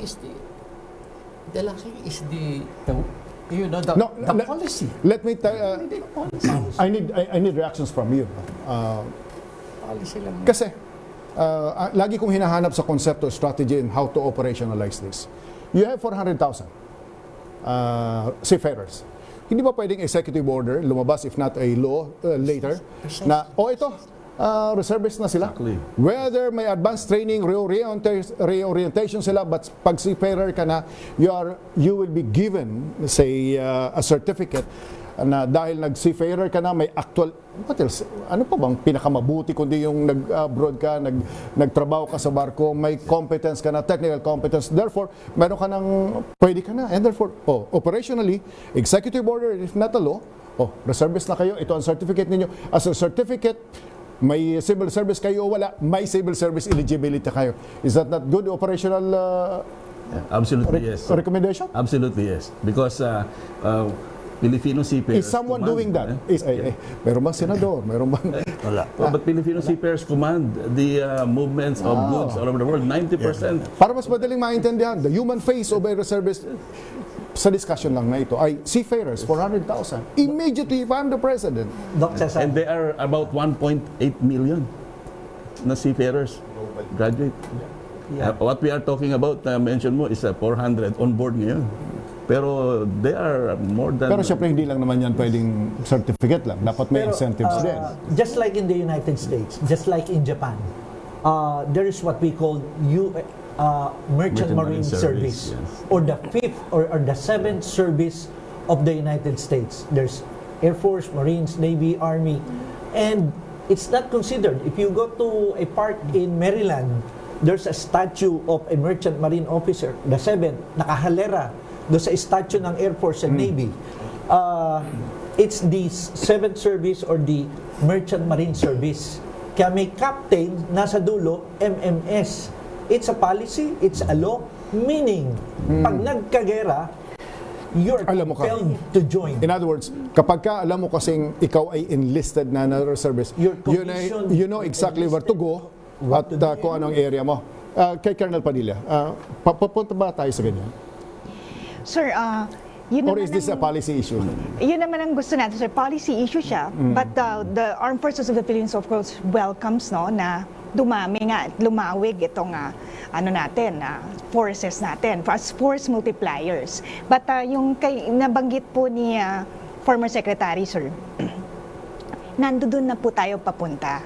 Yung sinasabi niyo, sir, na respect, we have been showing the professionalism of the Armed Forces of the Philippines through the years. Nitong recent, sir, na exercises that was held in Australia, which was participated by the Air Force, there was one maneuver that it was only our own pilots, even if mas hindi ganon kaganda yung eroplano natin compared sa iba. Ang closing ceremony, sir, ang highlight po was that the organizers from Australia highlighted that the Filipino pilots were the rock stars of that exercise. Because yung skill sets natin, sir, nag-shine siya doon. And on our maneuvers at sea, may tunghuli, sir, sa news, nalaman niya naman, sir, how we were able to do our maneuvers dyan. So, but of course, there are challenges that we're facing and we acknowledge that, sir. But of course, we're doing, yung paano natin i-improve our capabilities together with, kung hindi nga natin, sir, kayang pantayan with the equipage. But, sir, alam nyo, I've been joining multi-maritime exercises that we're conducting with different allies and partners, nations. And we are leading, sir. And we are earning respect. Leading. Yes, sir. With our new, frigates, maririnig mo, sir, na yung captains of the ship are commanding, sir, even allied nations to do the maneuvers. Tayo, sir, taking the lead. And it is really very, sir, Pwede bang i-Facebook Live na yan yung mga Yes, sir. Pwede na ba yan? I-Facebook Live? Ibig sabihin, at the time na nagkokomand ang Pilipino sa Allied Forces, pwede bang i-Facebook Live yan para medyo... Yes, sir. bawal pa yan? We'll see, sir, if they allow the money. Sige. Walang balikan yung secretary mo siya. In-advocate yung first world principle. No? We want to be first world, but we're not putting the enough appropriate resources to go to that or to achieve that. In other words, define mo na yung first world sa concept ni SND. Yung to be excellent in global power, for example. But we are not putting resources to where we want our resources, our force to be in. No? Parang aspirational lagi tayo eh. Okay, we want to be the best, but we are not putting our resources to where we should be. Yun po yung in-advocate na yung first world movement. Substantially, I agree with you na parang aspirational na lang. Kaya nga, pero ang binabanggit ni sir, wala kang talagang klarong patakaran, at pagka wala kang patakaran, wala ka ring pondo na ilalagay doon. Katulad sa Reserve Force. Okay, lahat tayo, patriotic, gusto nating maging pero wala naman kaming uniform nga. Ako mismo bumibili sa sarili ko. I'm willing. At pagka na-deploy ka, for example, pagka nagkagera, wala naman akong baril. No, paano mo bibigyan yung 1.3 million mong reservist ng armas? Tatanga lang kami doon. Again, something like that. Again, we're transitioning from the traditional concept of a reservist officer to a modern definition of that, operational definition of that. So sa giyerang ito, baka 80% nothing to do with bang bang bang, but has something to do with click click click, mind. Diba? So in other words, hindi tayo masyadong problema ron. Bago tayo mag-commercial break, Secretary Bert, I just want to respond to her. You know, I salute what the Armed Forces is showing to the world. There's no problem with that. Our training, our expertise, what we do with our allies, fantastic. But that is not what I'm trying to say. What I'm trying to focus on is what are we doing with our people, with our young people. We are not preparing them. You know, when I was in office, I don't know if it's still true, matagal na yun. Ang dami-dami nating drill sergeants na matatanda na. We can use them to train our reserve force. Alam mo, tsaka pagka-reserve kasi, ang laki ng tipid ng gobyerno dyan, walang sweldo yan eh. Yes, sir. Wala ring retirement. Pero Secretary Bert, it's not so much on fancy drills, ha? Much more I agree. doon na tayo sa capability, That is right. disaster preparedness, halimbawa, economic development, Well, you know, yung simpleng pagtutulong sa community na mga gano'n. you know, when it comes to the curriculum, what we will do, what we will teach, we have them. Okay. Ang dami nating meron. Yes, sir. Pero wala tayong policy na nagsasabi na gagawin natin. yun. Alright, okay. That is, to me, is all about policy. Alright, pumapasok na yung communications dyan because policy, lagi kong sinasabi na ang communication ay bumubuntot lang kung ano ang policy. So kung ang medyo tahimik tayo ng konti policy o blurred ang policy natin o nahihiya tayo sa policy natin, nahihiya din yung com. So kung, well, it's going to be it's not really an armed forces alone. It's a whole government approach and sabi nga ni Yorme sa State of the City Address, live by example every single day. Para sustainable focus, sustainable speed. Alright, magbabalik kami. Sa ating pagbabalik, pag-usapan natin BARM elections. Anong latest? Anong latest sa BARM elections? Yung mga kasama natin dito, nauunawaan nito at may background sila roon. Magiging mapayapa. Of course, yan ang paniwala natin sa lahat. Anong mga challenges ang nako-confront doon at what do we hope to achieve? Imagine, sa mga nakikinig sa atin sa DZRH Cotabato, DZRH Davao, DZRH Cagayan, DZRH General Santos, and DZRH Zamboanga. 3 beses na ako na naudlot ang BARM elections 22, 25, 26. Dapat 26 March may BARM elections. Ngayon, September na. Anong latest? Anong stake natin dito? What's in it for me? Ilan mo ng paalala? Tumunog na ang gandingan para sa kalikasan. Ang itinanghal bilang Best AM Radio Program Host ay si Cesar Chavez para sa special on Saturday ng DZRH.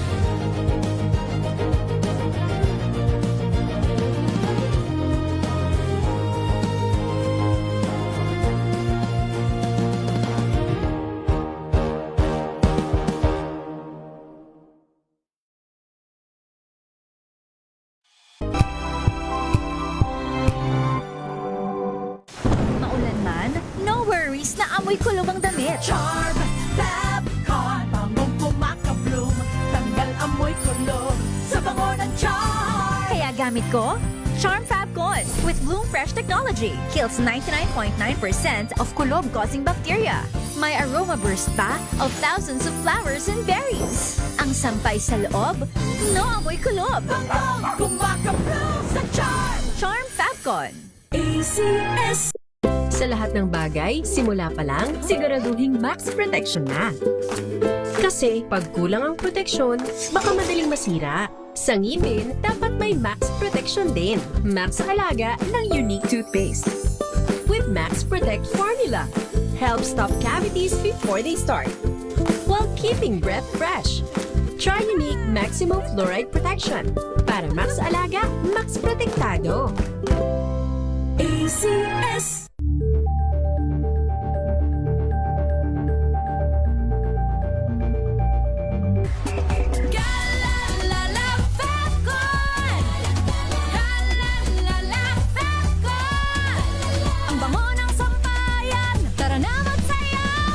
Fabcon, amoy nakaka-joyful.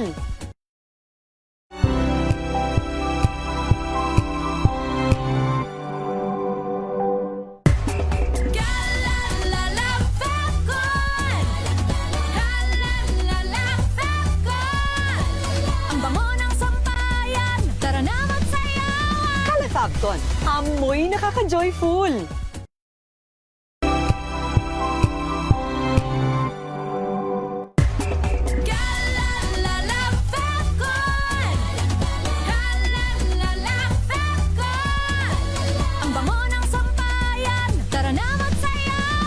Fabcon, amoy nakaka-joyful.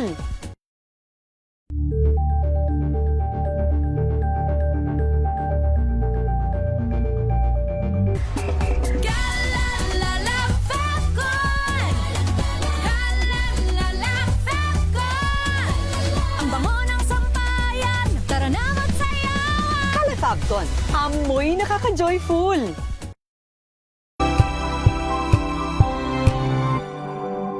Tambalang Anthony Taberna at Jerry Baha ang gigising sa inyong umaga dahil lalatay ang humahagupit na diskusyon at komentaryo Lunes hanggang Biyernes sa 2x2.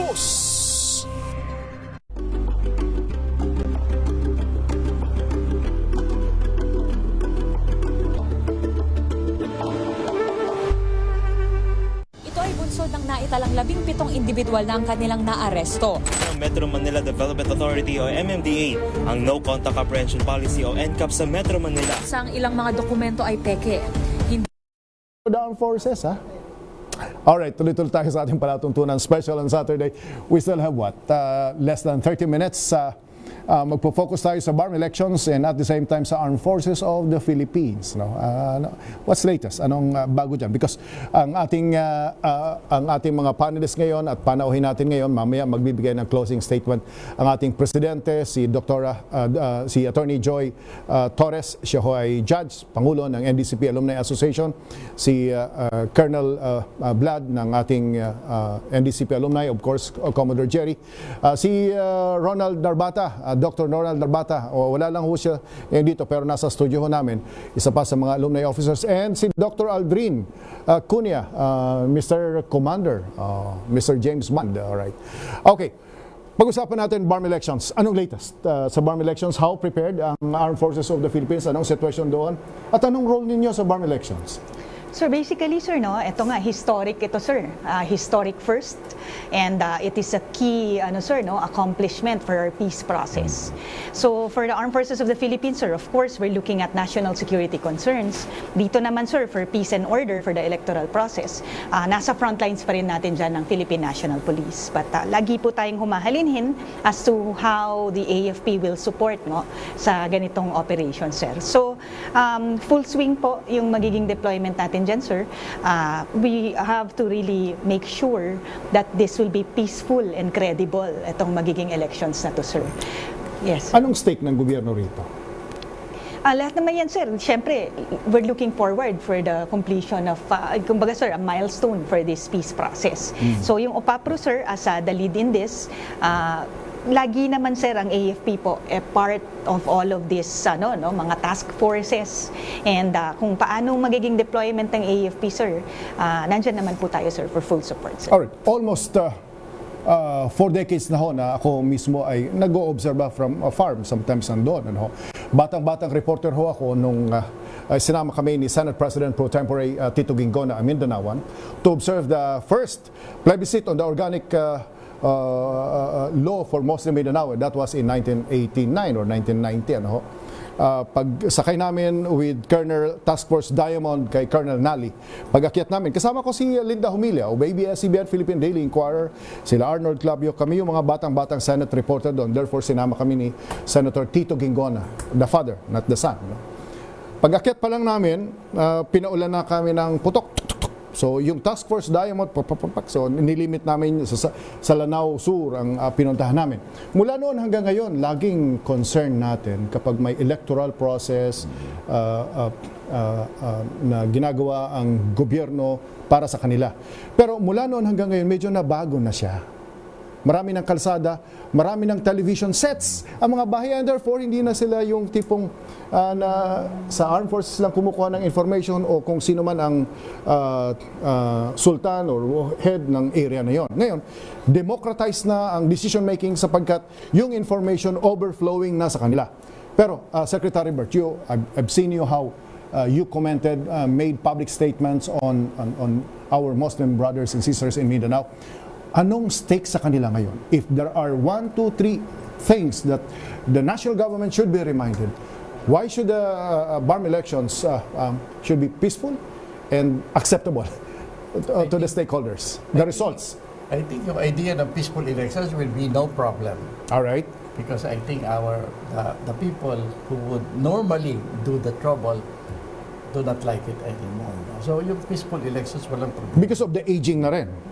Aging, at saka pero ito, alam mo, what we have to see is yung aging na mga commanders ng MN at saka ng MI, may mga anak yan. Tsaka nabago na yung mindset. May mga anak yan. Pero yung mga anak naman ay highly educated from the best universities that our country offers. No? Pero that's not the point. Medyo very troubled ang BARM elections ngayon. I think I have the intensity of the trouble can be comparable, I think, to the time when the war started with the Muslims. Hindi ko lang alam kung mag-gera ulit o hindi. But the intensity of the protest has to be taken well into consideration. Alam mo, ang nagre-reklamo ay yung MNLF at saka yung MILF. Both of them are now complaining. I think, if you look at last week ba ito, 400,000 Moros march in their streets. 400,000 is monumental in a place like Cotabato. But they were there. At ang nagre-reklamo... Hindi ba positive yun, if I may? Hindi ba positive yun?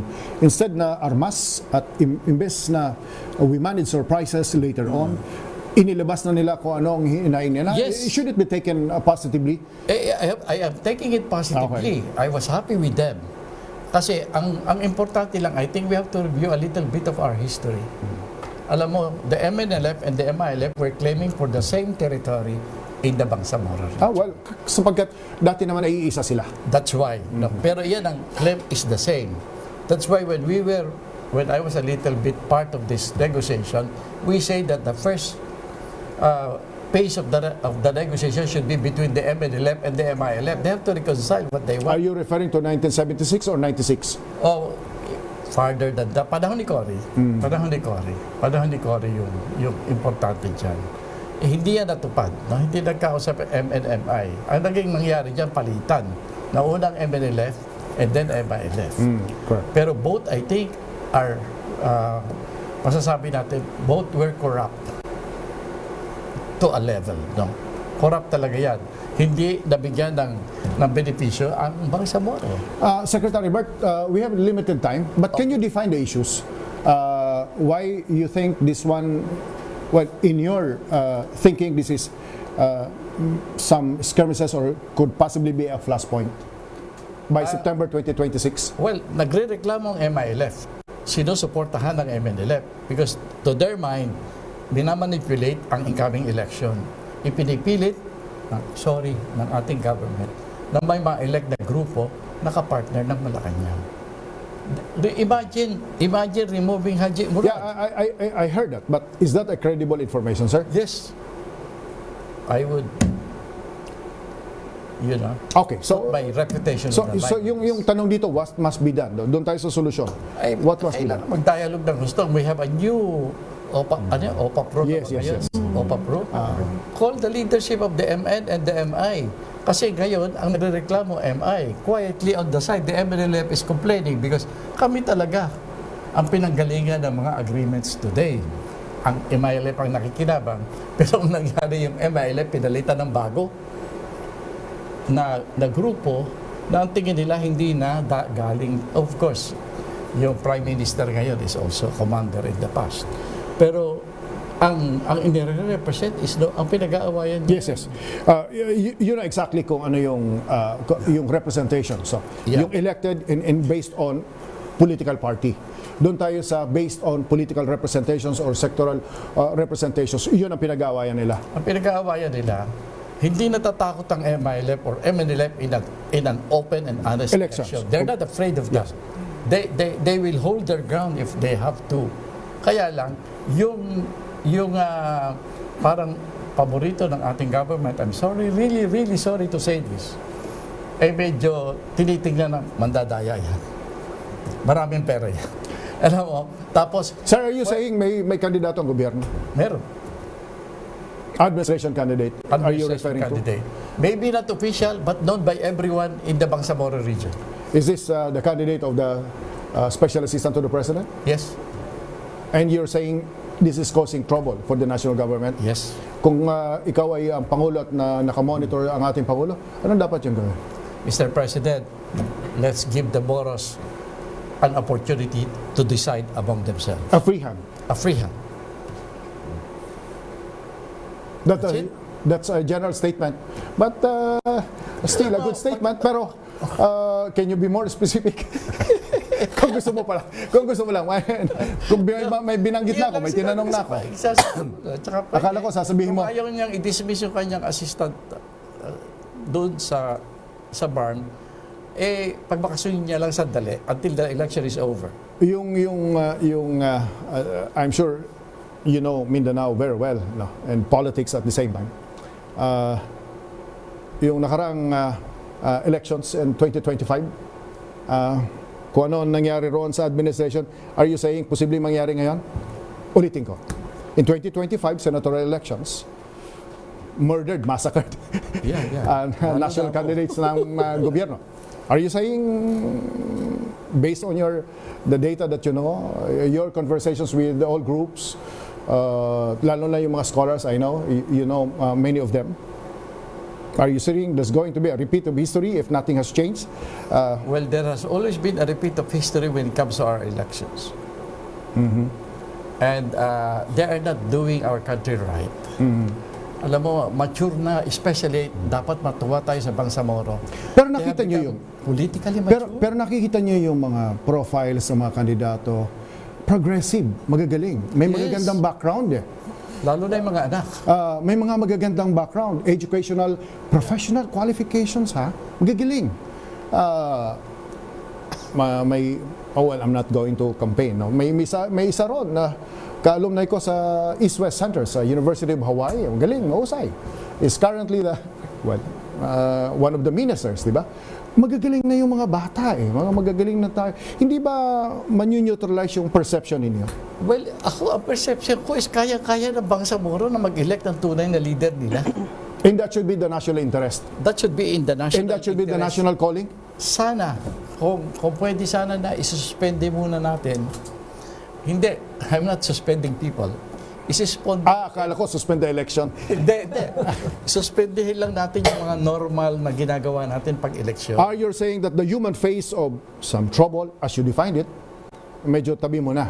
Oo. Sometimes sabi ni Dr. Orly Mercado, we are governed by symbolism.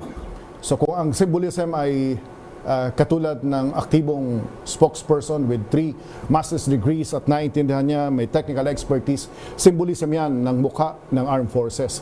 And you're saying in the BARM elections, as to the government sa administration side, kung ang symbolism na will cause trouble, you're saying, tabi mo na?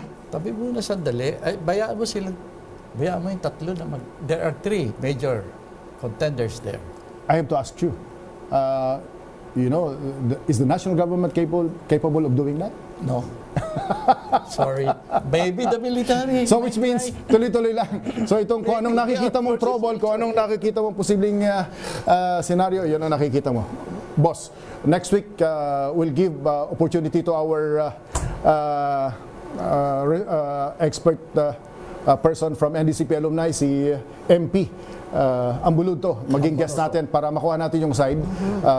In fact, marami ho tayong kaibigan dyan, including, siguro, I'll invite my former chair of the National Youth Commission, Amina Razul Bernardo. Siya ang namumuno ng Muslim Christian Democratic Organizations. Part siya ng think tank na nagpapaliwanag ng mga ganito. Promise, next Saturday. Kasi ayoko namang puro si Secretary Bert ang narinig ninyo tungkol dyan. But I will feel very good with the 2 names you mentioned. Yes. They know the situation. Tsaka very objective, di ba? Yeah, very objective. I know both of them. Alright. They're good. Substantially, meron na tayong content sa ban. Mamaya sa ating pagbabalik, si Secretary Bert pa rin, pero more on kay Colonel Francel Padilla na ang tanong natin. Anong approach ng national government, especially the Armed Forces Defense Establishment, the National Security Cluster, kapag yung mga retired officers ay masyadong vocal and sometimes bordering into inciting people to take arms or withdraw mass support, anong dapat gawin ng national government? Ano ang ginagawa? Paano tinatrato yan ng Armed Forces of the Philippines? Ilan mo ng palala?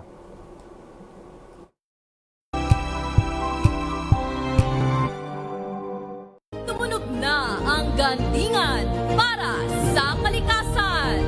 Ang nagkamit ng parangal bilang Best News Anchor ay walang iba kundi si Angelo Palmones ng Magandang Umaga Pilipinas, DZRH Radio 666 kHz.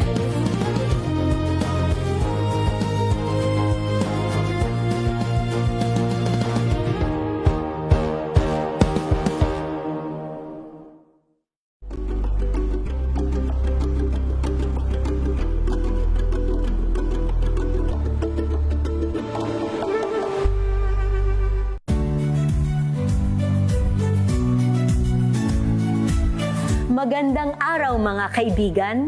Ito po ang inyong balerina ng bayan, si Lisa Makuhay Lizalde, na nag-aanyaya sa inyong samahan kami at ang aming mga espesyal na panauhin para sa kalahating oras ng masayang kwentuhan sa aming programang Art to Art, kung saan ang usapang sining at kultura ay para sa lahat. Huwag kaliligtaan, tuwing linggo, alas 3:30 ng hapon, dito lamang sa DZRH Radio, DZRH TV, at via online streaming. Check na araw mga health checkers. Ang mabuting balita ng ating Panginoon. Kasama pa rin ang ating mga eksperto. Ito po ang inyong balerina ng bayan, si Lisa Makuhay Lizalde. Ito po ang Radio Henyo sa DZRH. Una po ng isang magandang hapon. Curious ka ba sa maraming bagay? Kami na ang bahala dyan. Aalamin, tutuklasin at bibigyang linaw namin ang mga katanungang bumabagabag sa inyong isipan. Sa programa kung saan ang bawat sagot ay galing lamang sa mga eksperto. Ang Expert's Opinion, tuwing linggo alas 3 ng hapon, dito lang sa DZRH TV.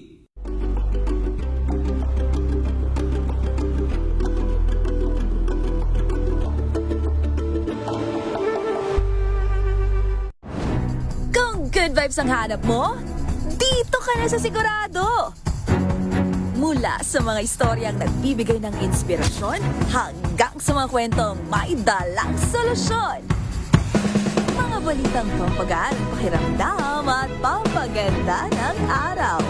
Hindi lang ba sa good news, kundi the better news. Mula Lunes hanggang Biyernes, 1:00 ng tanghali sa DZRH TV. Check na araw mga health checkers. Pilipinas, Metro and Mega Manila, it's a midweek Wednesday. Malusog na gabi po, Luzon, Visayas, Mindanao. Magandang evening, Luzon, Visayas at Kayong salamat sa inyong pagpaminaw, pagtanaw. Tuloy-tuloy ang pagtulong, tuloy-tuloy ang pagseserbisyo, at tuloy-tuloy ang balitaan kasama si May Binauhan sa Operation Tulong mula Lunes hanggang Biyernes.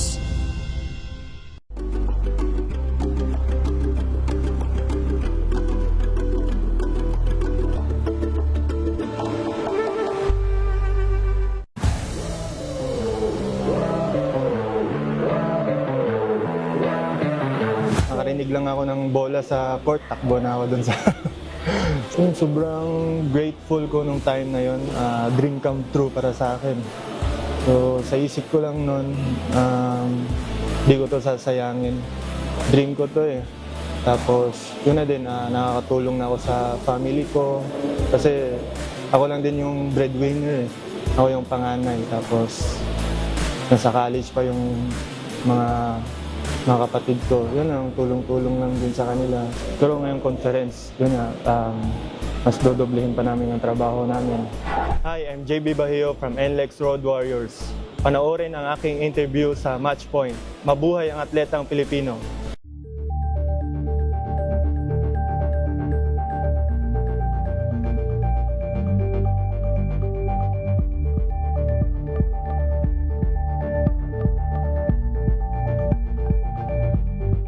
This Saturday on Scene Zone, chikahan with indie darling Clara Benin at rewind din tayo sa Senti Feels na hatid ng kanyang Really Got Me Thinking concert.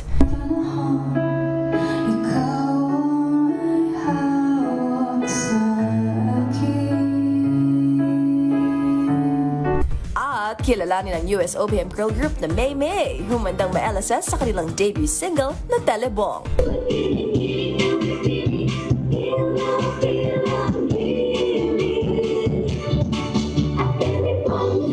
Alas 12 ng tanghali, dito lang sa DZRH. Administrator. Alright, last part ng ating palatuntunan special on Saturday. Ang panauhin ho natin ay mga taga NDCP Alumni Association sa pangunguna ni Attorney and Judge Joy Torres, ang Pangulo ng NDCP Alumni Association, at ang aming Executive Vice President, si Dr. Aldrin Cunha, member ng board si Dr. Ronald Narbata, at of course, dalawang members ng board ay moderator natin, si Colonel Vlad Mata at si Commodore Jerry. Commodore Jerry, may kalabisan ba? Very brief lang. May kalabisan ba yung mga namomonitor mo kung ano man ang grupo nila sa mga statements nila? I'm referring to retired officers commenting on national politics, policies, and issues, sometimes presidential issues. Okay lang ba? Part ng democracy, they are civilian. Ano tingin niyo? They're already civilian, pero hindi sila lahat pare-pareho kahit na puro retired sila. The sentiment is not solid. Magkakaiba sila ng pananaw.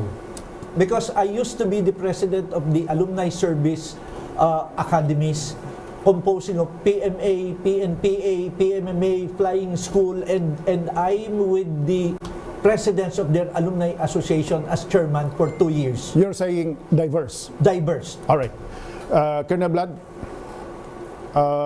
yung bang mga namomonitor mo mga statements sa mga retired? I don't want to comment on that muna kasi ako yung acting OIC Sergeant at Arms ngayon ng Commission of Appointments. So, wag na muna tayo.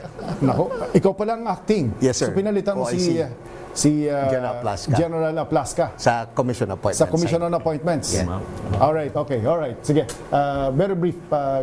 Are you free to comment? Are you privy to comment on that? Pass muna. Okay, pass muna tayo. Siyempre hindi ko tatanungin si Judge Joy. Baka mamaya may kaso na punta sa kanya. So, alright.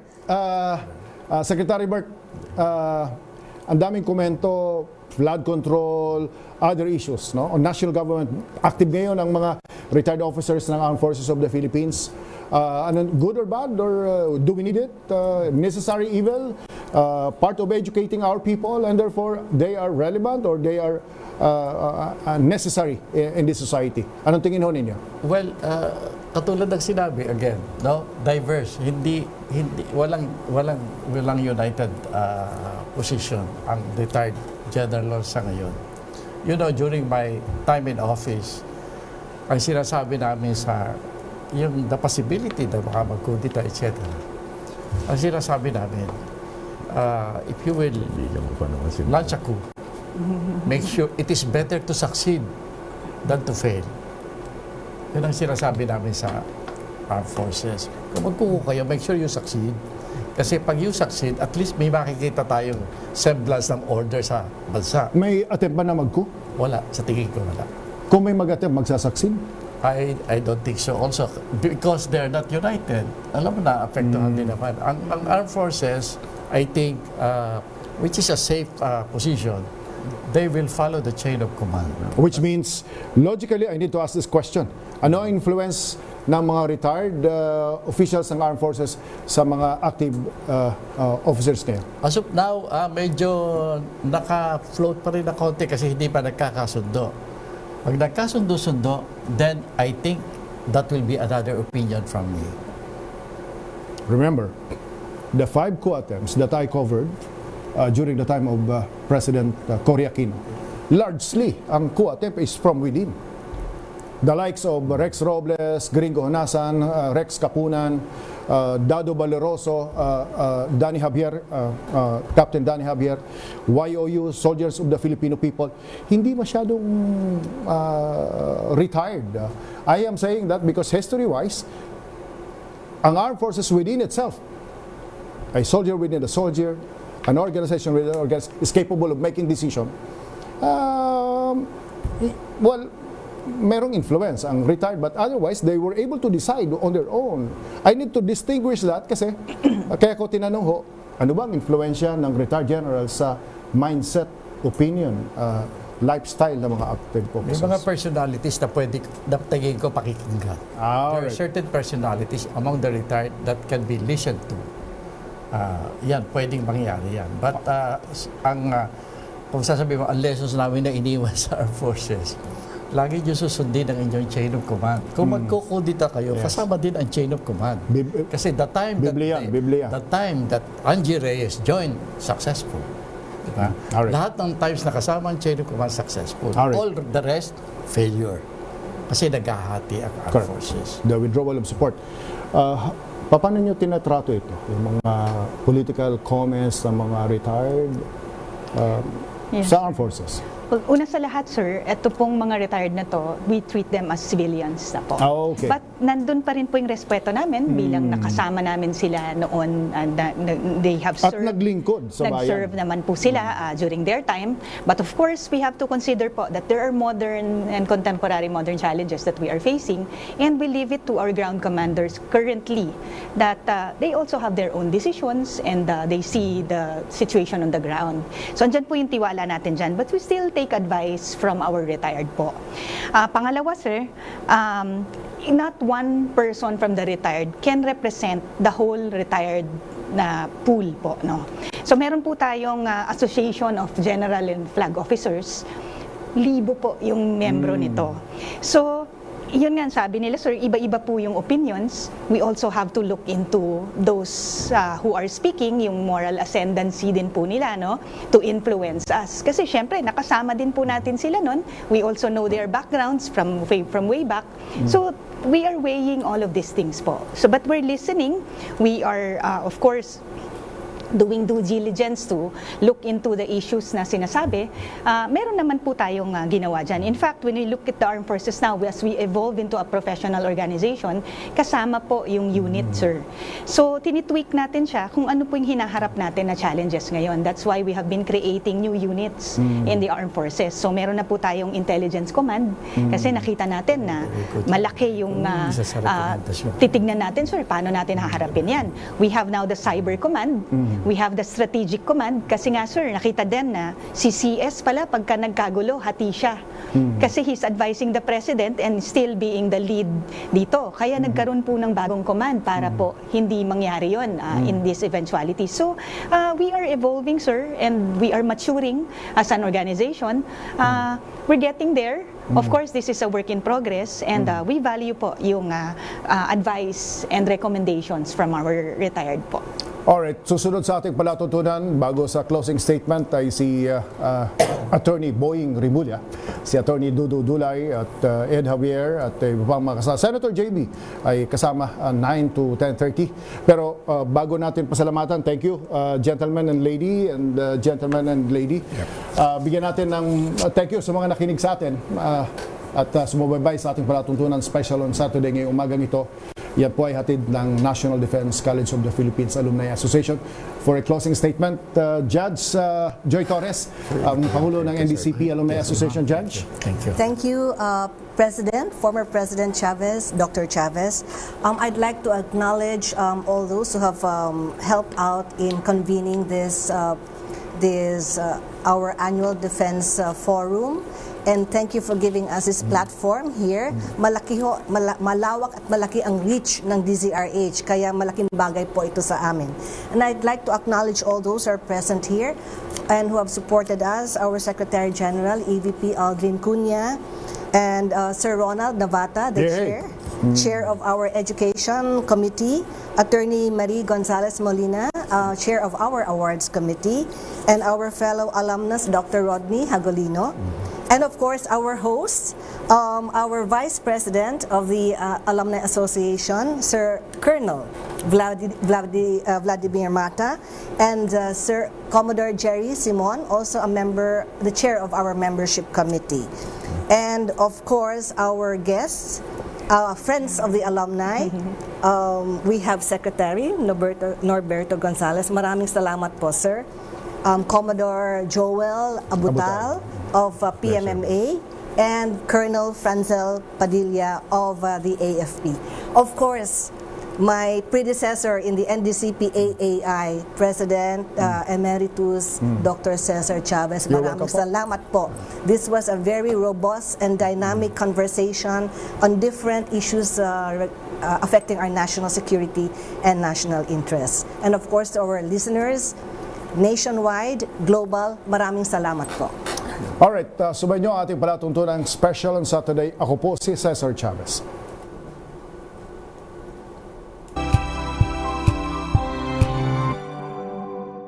Maagang balitaan, maagang usapan sa mga issue at balita. Kasama si Kuya Angelo Palmones sa Magandang Umaga Pilipinas. Mula Lunes hanggang Biyernes.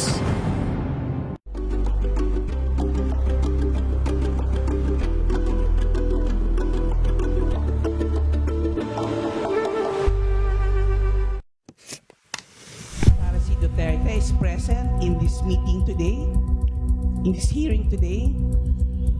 The respondent is not present. Let it be placed on record that COMSEC called again the Vice President, that is for the purpose of giving her the opportunity to present her evidence. The impeachment is a process that seeks to exact accountability.